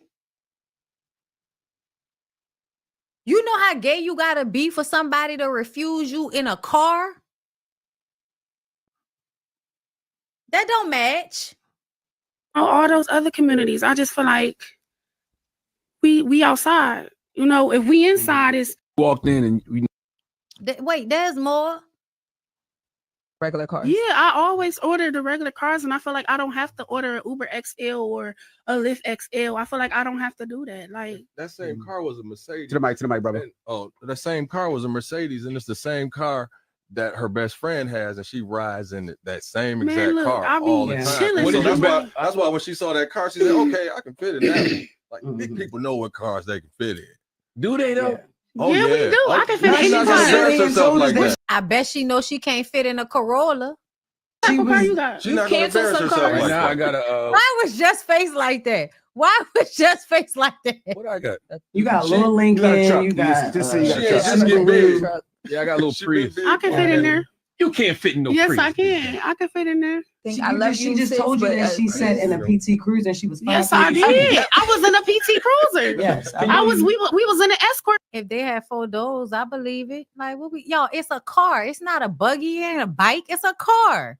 Cars are meant to fit 5 people. For the most part, you're supposed to be able to fit 3 grown people in the back seat, a person in the passenger, a person in the driver. This girl makes up about 2.5. She's within the amount of people, to me, as far as taking up space, that should be able to fit in the back of a car. Like, come on, bro. Part 2. I don't believe you can fit no Prius though. Yes, I can. Front or back? Both. Stop playing with her. Both of them. I came here on a bike. Big Dank, you did. She said, I came here on a bike. But so now, stop playing with me. I'm not on no bike now. Now you got the world is cruel, and I know you got those jokes, and everybody was joking you. But how are you because of that? Because you know it has to be emotional distress. It has to be problems. It had to make you hit it differently, or are you thick-skinned person like I just feel like the thing that bothered me for real that made me make that video is because they kept on saying I got the man fired. I never contacted them. I never did nothing. I never did none of that. I left him alone. I did what I had to do. But when it comes to the comments and stuff like that, I've been going through this all my life. You know, it's nothing new to me. I don't feel like I need to overstimulate myself with the comments or respond for real. My favorite get back is your mama or oh. You know, but I barely, So y'all need to leave Heavenly alone. That is a get back that people use because it's like, I don't know what else you want me to say. Your mama. What's the O? The O is like, oh, you should this or you should have did this or that, or you need to go to the gym. I just like, oh, you know. But I feel like I got very tough skin because at the end of the day, I have to be Dank, and the world know me as Dank. They don't know me as Deja. They're getting to know Deja because I'm everywhere as Deja now, but I feel like Deja is for at home, Dank is for y'all, you know. So when I seen this, you know, and Jess was like, oh, she gonna make a video about us. I said no, I want to talk to y'all, you know, because y'all don't know me, you know. So has a car ever pulled up and you was like, I know my big ass ain't getting in there? No. Has that ever happened? No. Lying. I'm not, Jess. I swear I don't think like that. Like I said in the interview, I don't have a big person head. Like I don't have no, for real, y'all. For real, no, look. I don't have a big person mindset. I'm skinny in my head.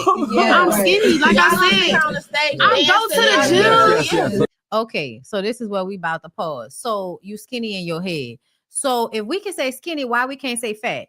Somebody talk to me. That's because y'all be delusional. Y'all be wanting to be delusional. A lot of it is you wanting to be delusional and you want people to go along with whatever delusion you living in, like you skinny. But I know, I bet if it was 4 regular cars. Yeah, okay. Listen. Y'all can say what y'all want to. We can argue back and forth all day because that's what we gonna do, because that's how we is. Shout out to Jamie. But I'm not about to continue to go back and forth. In my opinion, she could have fit in a car that was working well. Do I feel like that car was working well? No. I feel like people be cutting corners. You and your rinky-dink ass car shouldn't be driving nobody around anyway. You need to do fucking Uber Eats. Your car shaking and rattling and rolling down the fucking street. If it couldn't hold her in it without it breaking down, bitch, then you didn't need to have that. You know what I'm saying? You just didn't need to have that car. That's how you didn't need to be giving out rides. That's how I feel. And I do feel like it's obviously up to that person's discretion who they want in their car. I'm not mad about that either, but I do feel like what we saw was discrimination. Because I feel like if the car were working up to par, she should have been able to get in that car and ride up and down the street without a problem. I'm sure the ride wasn't no more than 10 minutes. Like they in New York. The ride probably wasn't no more than 10 minutes, y'all. Give me a fucking break, okay? Could she have ordered XL? Was she being cheap? Yes. Could he have had a better car? Was he being cheap? Yes. Yup. But I still feel like, yes, she could have fit in that fucking back seat, bro. And that was my whole argument with this shit. That lady could have fit in that back seat. Stop playing with me. And essentially, y'all do like to treat bigger people like shit. Y'all do like to treat bigger people like shit. You do want to embarrass them, make them feel bad about themselves, all that. But I'm going to just tell a little girl, listen, at the end of the day, if we can say skinny, then we can say fat, bitch. You need to be real with where you at with it. Okay? Be real with your fucking self so you could not be caught up getting your feelings hurt. Be real. Let's move on. So Miss Nikki Baby reveals LiAngelo Ball walked out on their family and is allegedly starting a new one. Ooh, girl, look at him. Look at him. Look at him. Like, I don't even know what the fuck I'm looking at. This nigga looks like French Montana's son. Like, that's what he looked like. French Montana had a son somewhere. That's what that nigga looked like. And I know he looked like all the rest of the light-skinned tall men in his family. But yeah. Either way, this is what Miss Nikki Baby said. Y'all, let me see if I can do it because I haven't done my Miss Nikki Baby thing in a while. Hold up. Let me see if I can tell y'all that. I see everyone has been sending me Angelo cheating on me. I want to clear this up and speak my truth. I'm trying to get it right because I haven't done Nikki Baby in a minute. I'm just as surprised as you are. We spent 3.5 years together. And last week, he decided to walk out on his kids and I and tell me he got someone else pregnant, allegedly. And now is creating a new life with her. We were just happy and planning family photos. I am beyond blindsided by this whole thing. The ultimate betrayal is not even the word. My daughter is not even 2 months old, and dealing with this in postpartum is very hard. Please pray for me and my healing because I will get through this. I have to be strong for my kids. But I have absolutely no words. Karma is real and God don't like ugly. I hope it was worth losing his family. Y'all know how Nikki Baby, had that very whispery. And she had a lot of hand movements. Yeah, like right here under the titties. Yes. Okay. Okay. So that's what Nikki had to say. Literally had a baby on December 3rd. And this nigga is out the door with another woman who is allegedly pregnant.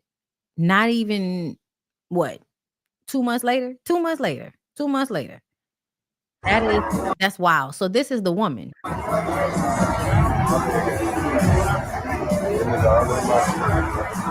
So she was out with him. And I guess people was on her page like, you're a home wrecker. Which I just feel like, why y'all talking to her? Y'all need to go talk to him. But let's hear what she had to say. I wasn't even going to address this, but I'm tired of people playing victim on the internet. One, people move on. Things change. Yes, it may not be updated or addressed to the internet because it's not for y'all. People have private lives. We have real lives out here. You don't know what's going on. So everybody coming for me and trying to slut shame me and woman shame me, and I'm so sick of that narrative. Like, y'all so quick to blame the woman. Y'all don't know what's going on. People love to play victim for the internet. Half the time, that lady don't even have her kids. Let's be clear. There is no abandonment over here. Number two, the lady and her family are racist. I don't care what anybody says. She always got the N-word in her mouth. You are not black at all. No, surprise. Stop posting about me. Stop trying to throw shade. Like, just leave me alone. You claim you happy. You wanted to meet me. I wasn't even going to. Okay, so Nikki posted this. I'm not with my kids. The only person who not with them is they daddy. Bitch, you wanted attention. You got it. You can keep them. I didn't see her referring to this young woman. I don't know what she's talking about when she says that Nikki was saying anything about her. To me, it seems as if you're going at Nikki because people are defending Nikki. Because Nikki is talking about what her baby daddy did. Nikki's mad about what her baby daddy did because she just had a baby and she's not even 2 full months postpartum. And this nigga then ran up and through you and now he with you. Now, I saw what everybody was saying. He's 24. He's young. Yeah, girl, you shouldn't be expecting him to be a family. Like, I don't know why y'all old 30-something-year-old bitches go get with these 20-something-year-old boys and don't recognize how that cougar coochie's supposed to work, okay?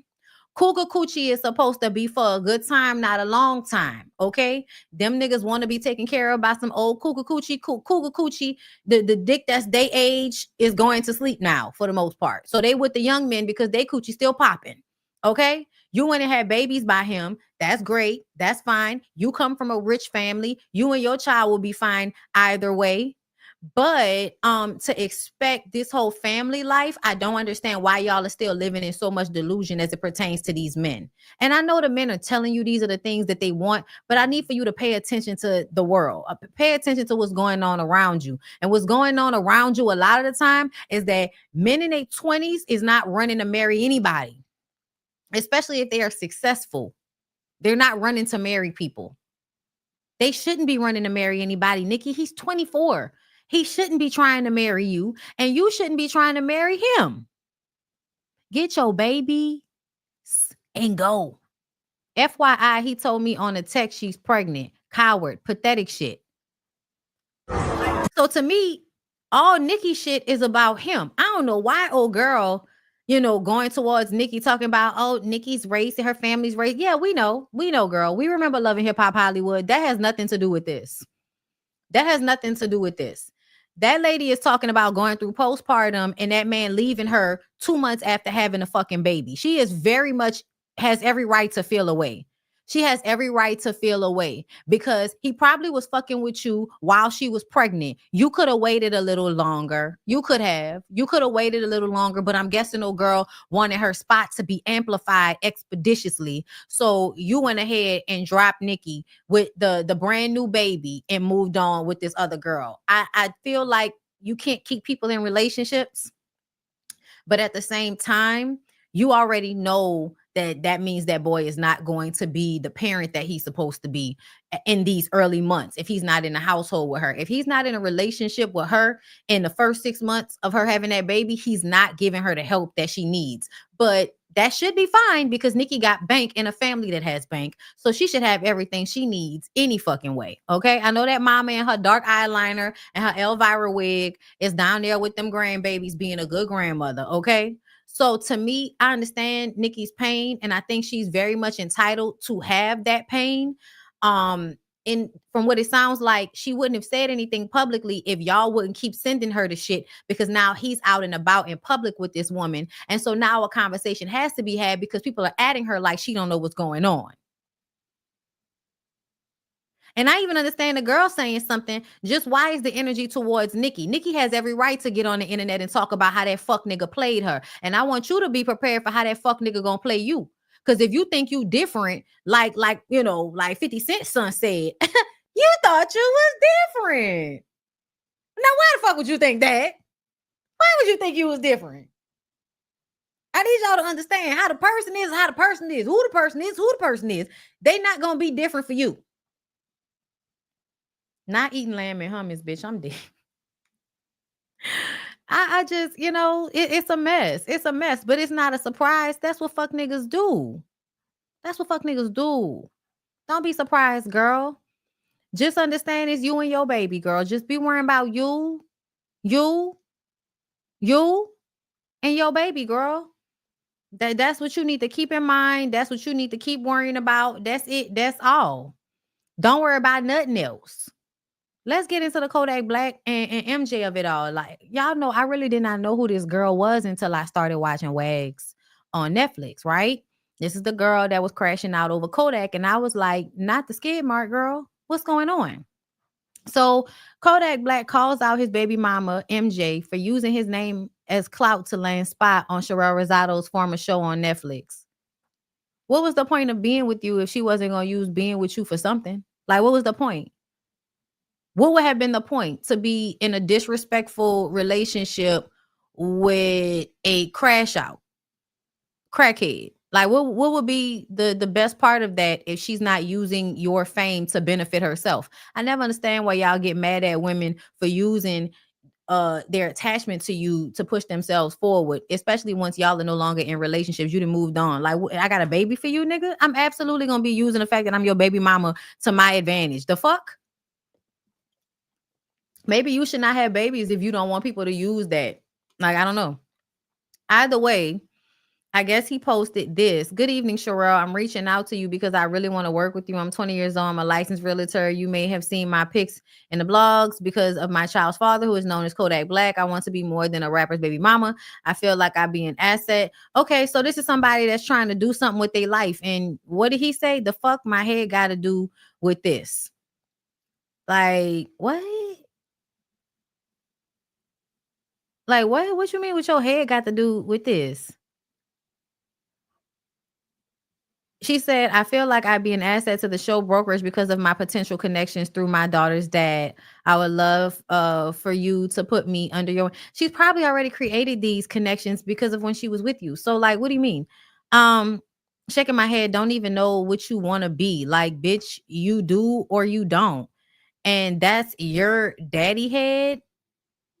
I don't understand. I don't understand. Why you over there thinking about me anyway? Ain't you moved on? You so mad I'm making moves without you. This her talking about him. You want me sitting in a house with 2 kids doing nothing. You're a hater nigga. Fuck you. Yeah. I mean, girl, yeah, we tell y'all all the time. That's why niggas with money get with girls sometimes. Because they want to put a baby in you and then lock you in a house. Meanwhile, he coming at you and acting like you crazy for trying to get something off this situation. And this nigga is... That's a beauty right there. She pretty. Anyways. Fuck live. I just got on this shit. Hold up. This not the one. This the other one. Where's the other one? Where's the first one? Hold up, y'all. Hold up. Because Kanye was like, I need to reach out to Kodak Black because I just saw him rolling around on the pavement, eating food off the street. Yeah, y'all, Kodak Black was on the pavement somewhere, eating food off the street. And Kanye was like, I should go talk to that young man. I need to go rap a taste with him. Oh, wait, is this the fight? Okay, so body cam footage released of the aftermath of the drama that took place at MJ and Kodak Black daughter's party. So this was January 25th, y'all.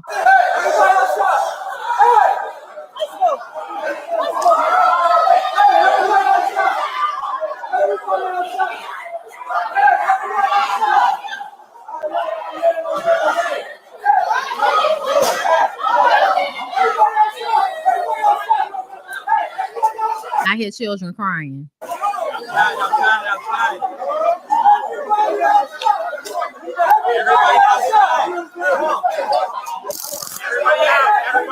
Everybody out.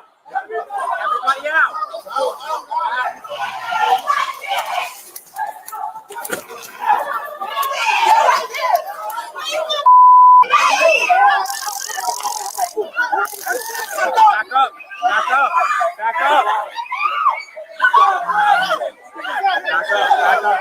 Didn't she say nobody got hurt? Hey, listen. Go over here.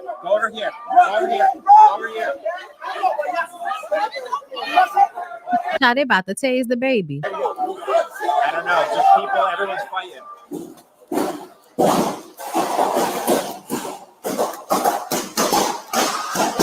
Oh, Okay.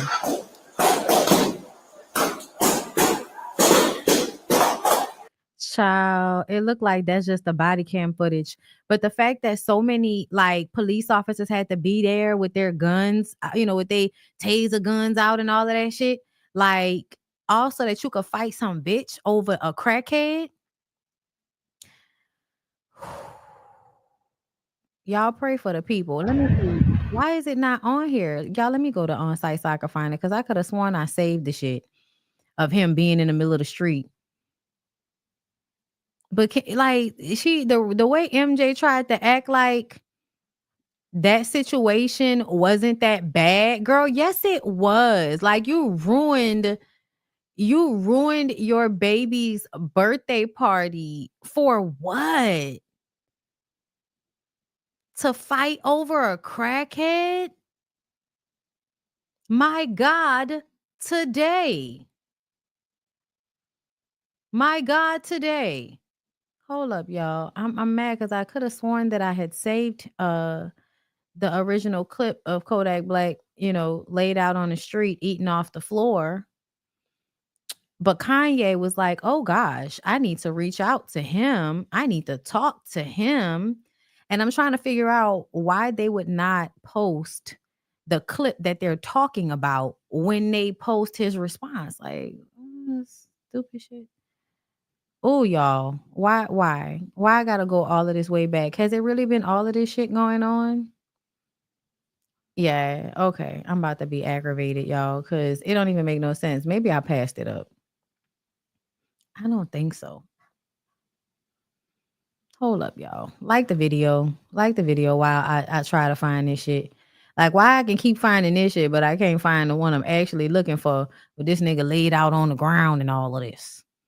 And he was really like eating off the ground. I was like, what's going on? Like, he acting like a crackhead again. Nurse, he's out. And then here come Kanye. Nurse, the other one's out. I know y'all thinking I'm going through something right now, and I got bags under my eyes and shit. But I just saw a video of Kodak, and I wouldn't want nobody to like do an intervention on me. That's why I want to put this video up. Because y'all might think, oh, man, he really going through right now. Somebody need to go get him. Oh, yo, go take his Twitter and stuff like that. But I'm just telling you calmly that I am in a good space. I'm really in a positive space. It's cathartic. I got my idea. Okay, I found it, y'all. I really don't care about anything that Kanye is saying. I think that Kanye has been begging for attention for the past few days, and people have been giving it to him. And I don't like to give him attention, but this is Kodak. Free advertisement. You over there recording the wrong thing. Take a seat next to him. Enjoy that food. Take a seat next to him, brother.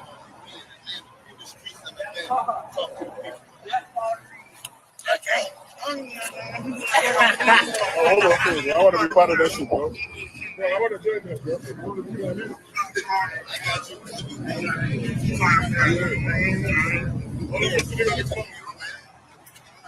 Oh, that motherfucker.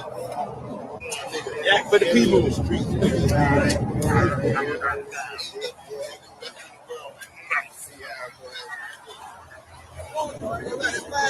Boy, you want something, though? 7-4, what's going on? Sound like that. I'm on the bed.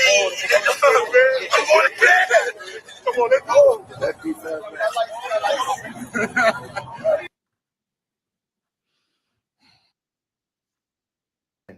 And that was very freeing for me, and it's worth everything. It was worth everything to do that. So let's start there. Now, I've seen this video of my brother Kodak, and I feel a call, and he's actually wearing this Donda chain. And it's not just because he's wearing a chain, but it's like how he's sitting here wearing this chain unless something's saying to go and get my brother. And I thought about it before. I was like, man, I should go down to Miami. Maybe I could be the person that could make a difference. And that's what I'm about to do right now.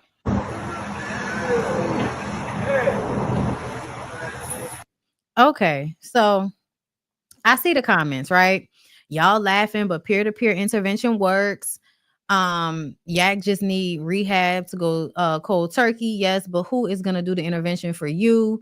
people saying Ye needs intervention, but he has managed to become a billionaire. Y'all really think people getting money means something about their psyche, and it really doesn't. Like, I feel like what y'all really need to learn is that people make a lot of money from selling themselves out in some type of way, either overworking, taking advantage of other people, or exploiting something that is not really honest or real, right?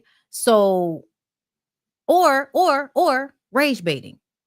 People make money a lot of different ways that have nothing to do with them being smart, that has nothing to do with them being mentally stable, most of all, or being good people. So to me, I just kind of feel like, Kanye, please give me a fucking break, because I don't care what you talking about. I know everybody wants to act like, you know, that makes him, oh, he's a good person and all of that. And I'm just kind of like, yeah, it don't feel that way.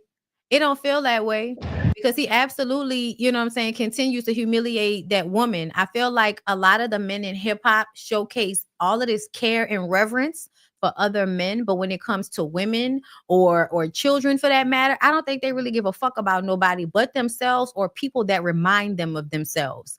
Kanye has been seen crashing out many a fucking time, and other celebrities have gone to aid him. So I feel like you are merely seeing yourself in him. You're going to help yourself by going to help Kodak Black. That's not about you being a good guy. That's about you wanting to see aid for people like you, which is rich, reckless, fucked up individuals that are good at music. This is what Kodak said. That's Sudie. That's a beauty right there. She pretty. Anyways, fuck live. I just got on this shit so I go, and then post it on my page. Anyways, what I was saying, cause my page really supposed to be deactivated. So I like something else. How I really vibe with so much love. Sleep when people done woke me up like, yeah. Fuck, Kanye a real one. You know why you a real one? Cause like I'm some whole other shit. Cause like Kanye the only nigga still fuck with Diddy, cause he know he ain't gay. A lot of the other niggas look at me. I'm clean, yeah. A lot of the time He fucks with Diddy because he knows that Diddy ain't gay. I'm not about to put myself through more of that. These niggas are ill. These niggas are ill is how I see it. And I just feel like it's just often like predators protecting other predators is how I feel about it. It's how I see it. And so for me, I feel like I'm, let them people tweak and do whatever they're gonna do. Like, let them tweak and do whatever they're gonna do. But I am saying every woman that lays down and allows that man to lay on top of them and do their business, something is wrong with y'all. Something is wrong with y'all. Y'all don't love y'all self. MJ, I don't know who fucked up, girl. I don't know whether it was your mama or your absentee father, girl. I don't know who fucked up. But your attraction to a nigga like Kodak Black makes me feel like you don't love yourself. She don't love herself. None of these hoes love themselves. Because y'all, yes, access, money, all of that shit is very, very nice. But at the end of the day, ew. Just ew. We caused some ruckus in my relationship. Well, hold on. Did we cause some ruckus in our relationship? We were being showmen. Hold on. Showmanship in style. Kiki Palmer is finally speaking to Usher about how her infamous dress at his concert caused issue with her baby daddy. She's joking about it. It was a domestic violence dispute that ended in court documents being filed. But let's listen to them make light of a very serious DV situation. Did I have anything to do with what's going on in your home? Did I send you that dress? Have you seen the Boondocks episode? Because you've been apparently accused of this for years. Did I send you the dress? I just want to know that. Did you? I cannot be responsible for how people choose to react to my experience as an entertainer. I am not deliberately trying to do anything that's going to rock anybody's home. This is what you call ushering. I'm ushering right now. This is what I actually say to myself in the mirror every time I go out there before I hit the stage. I am not here to break up your home. I am here to entertain you, my love.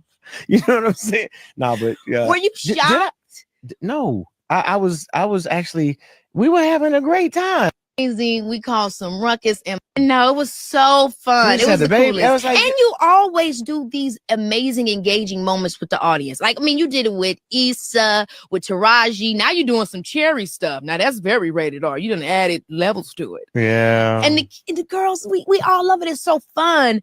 I mean, how many times do you feel? Because obviously we did the video after. Yeah. And I want to talk about why you. Well, let's start there then. Yeah. What made you after that say, "Hey, Key, let's do the video"? I would love to know your thought process around there because there was so much drama. I think you and I both can share Yeah. the sentiment of the moment because I know it was a hot moment for you. And I was like, you know what? You know, when life feeds you lemons, you make lemonade. I think that this could be something positive and actually just shine a little bit of fun on it and allowing us to really do something that I think could be fun is the purpose and point of it. Let's do something that just takes the mind off of it and just have a good time. No, it was so fun. It was the coolest. If you focus on the drama, then you're going to always respond to it only. But if you just live your life as an entertainer and understand the purpose of whatever you're creating to service entertainment, then it'll be okay. Now, I don't want to take any responsibility for breaking anybody's home up, but that wasn't the purpose and point. It was for you to have a good time with your girls, come out there and just enjoy. I don't remember the last time that, you know, I had experiences like that or either went to shows like this. I'm always trying to find things that I think are fun. Vegas was intended to be intimate. And you're being light about it, but the wisdom that you gave me will forever be cherished. Because I don't think people understand also, like, I'm an entertainer, I'm a performer, this is what I do, but also like I have a life that I don't perform. Right. That I have to also live in balance with the people that maybe only know me personally. Right. If you just focus on the drama. So yeah, that was addressed. And you know, it was right after she had the baby and old boy was down there just letting it be known that he had a problem. You're a mom. You're a mom. I'm a dog mom. I'm a cool mom. Okay. Listen, I think this conversation was very interesting, but because there was so much mess surrounding it, it wasn't just that. It was when Darius posted the conversations on the phone between him and Kiki's mom, and Kiki's mom said that Usher was gay. And so now we're sitting around and talking and acting like none of that ever happened. Girl, Hollywood's a TT, ain't it? A tee-hee. Now, before I go, okay, because this was all interesting, but you know, we didn't learn anything new. Usher kept it very classy based, and so did Kiki. They were really showcasing their old Hollywood, you know, their old Hollywood shit. The old Hollywood shit is basically like, I know that this is happening, but I'm gonna act like it's not happening, and we're both gonna act like it's not happening, and we're gonna stay above board. We're gonna keep it cute. That's what we're gonna do, and that's what will behoove both of us to keep it cute. So I had put so many things on my list and I just, you know, I didn't know what I wanted to get into. I just was saving stuff, girl. But before I came up here, I was actually listening to Millie Chun. And Millie Chun was talking about the fact that there might eventually, or there might be a documentary about Carlos, which I thought was very interesting. She talked about it on her YouTube channel. Let me see. Hey, y'all. Okay, hold up. I'm going to just play a snip. It's your girl, Millie Chun. So, y'all, I had taken a nap yesterday. And so I was just up. So I was like, let me just turn on the YouTube and see what's going on.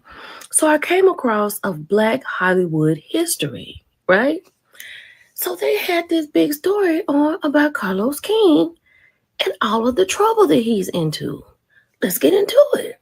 So it started out with Sophia, So Gucci Williams.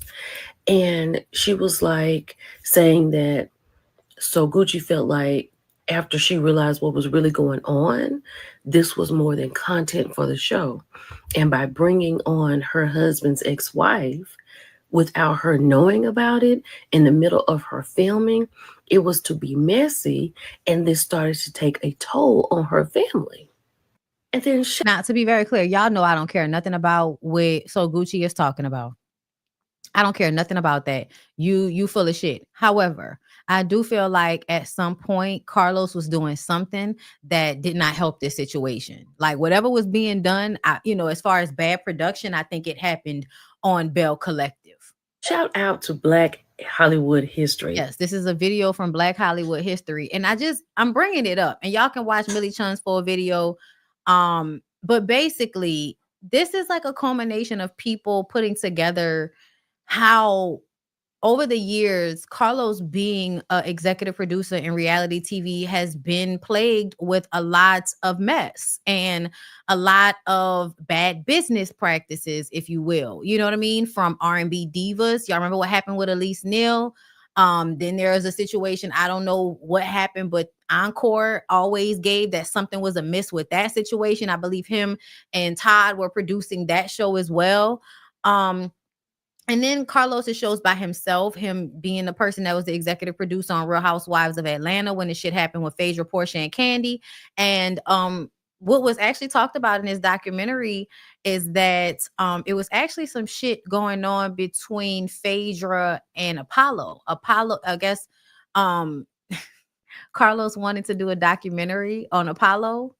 And it was something along those lines, and that really pissed Phaedra off. So that might have been the reason why. Like, I'm not exactly sure. These are blog posts just like everybody else. So you don't know if it's true or not. So let's be clear. Everything is alleged. All right. But ultimately, I thought it was very interesting because I literally just said that somebody's going to do a documentary at some point because too many of the stars of his reality shows have something negative to say about their experience being produced by him. But one of the things they talked about is making people look worse than they actually are, lying to cast members so that they will get angry with one another and they will respond a certain way on television.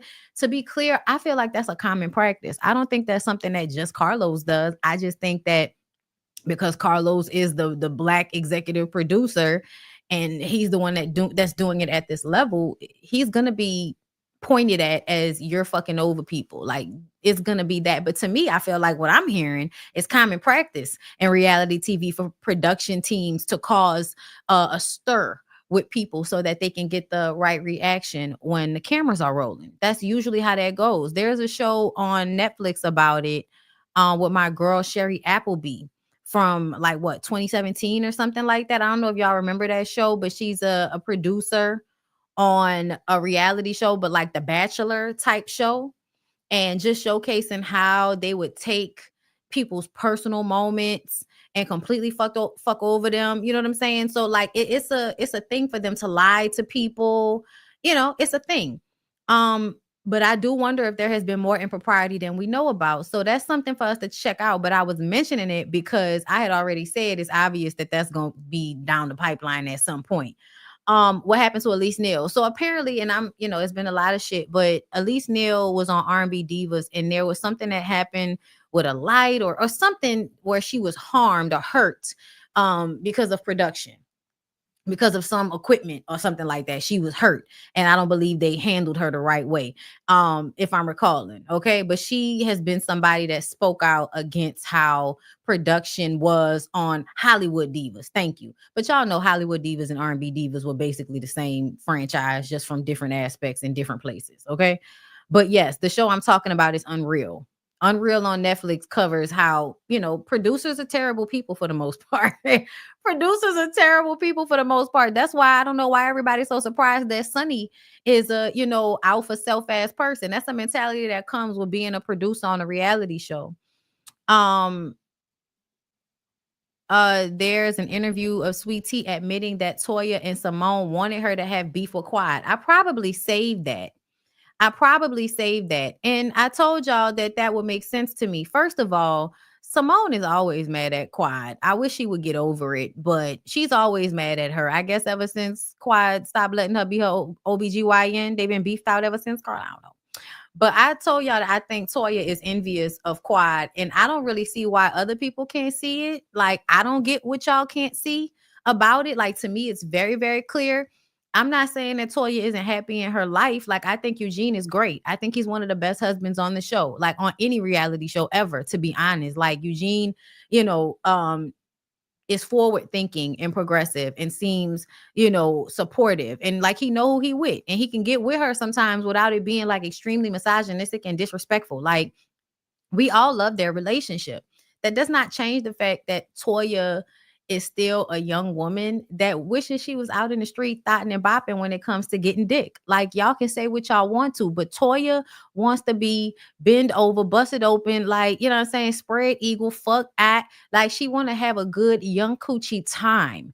And she's a wife and a mother, and she can't really do that. And I believe that when she became a wife and a mother, she thought that that was the only way she would be able to procure a certain lifestyle, is by becoming the wife and the mother of a man who was going to be able to get some money. Okay. But essentially, at the end of the day, what you find with Quad is that you could have been single and still popping coochie and get niggas to spend a dime on you. So I really do feel like on some level, yes, you love your husband and you enjoy your marriage and all of that. But I do think that Toya is very much envious of not being able to be free in the way that she would like to be free. And I think that Quad encompassed that freedom once she left your boy and was still on the show. You still making money, you still look good, you ain't got no kids dragging you down, making you have to stay in proximity to him. You can just move on like Maya, and then you go find some good young man that look like he'd tear the coochie up. So yeah, like I feel like essentially that is exactly what Toya is envious about when it comes to Quad. It's not as simple as, oh, she looked bad. No, it's not all of that. It's about the freedom that Quad and the comfortability that Quad is able to have. I think Toya felt like she would only have that if she was somebody's wife. So I always feel like Toya don't really see it for Quad for that reason. And it showcases because I think every time somebody else has an issue with Quad, Toya kind of tags on to it. Like she wants to add her 2 cents and she wants to make sure that you're letting Quad know how you feel about her. Like she did that shit all this season. So it was very annoying to me. And yes, very obvious. So yeah, that's what I feel about it. So that's not surprising to me. But y'all should check out the rest of Millie Chun's video. She does a lot of content on Love and Marriage Huntsville and things of that nature. So y'all should check her out. But I'm gonna go see what they talking about on Black Hollywood History because I want to see what they say, girl. I want to see what they say. But yeah, that's pretty much it. I'm gonna come back to y'all, for the remainder of the week with shit. So we'll talk about other things. I did want to talk about Alexis Sky. I didn't get a chance to talk about that. Erica Mena, I didn't get a chance to talk about that. We'll get to that. So we'll have more conversations later. But I appreciate y'all for coming through. Thank you so much for giving me your time and your view.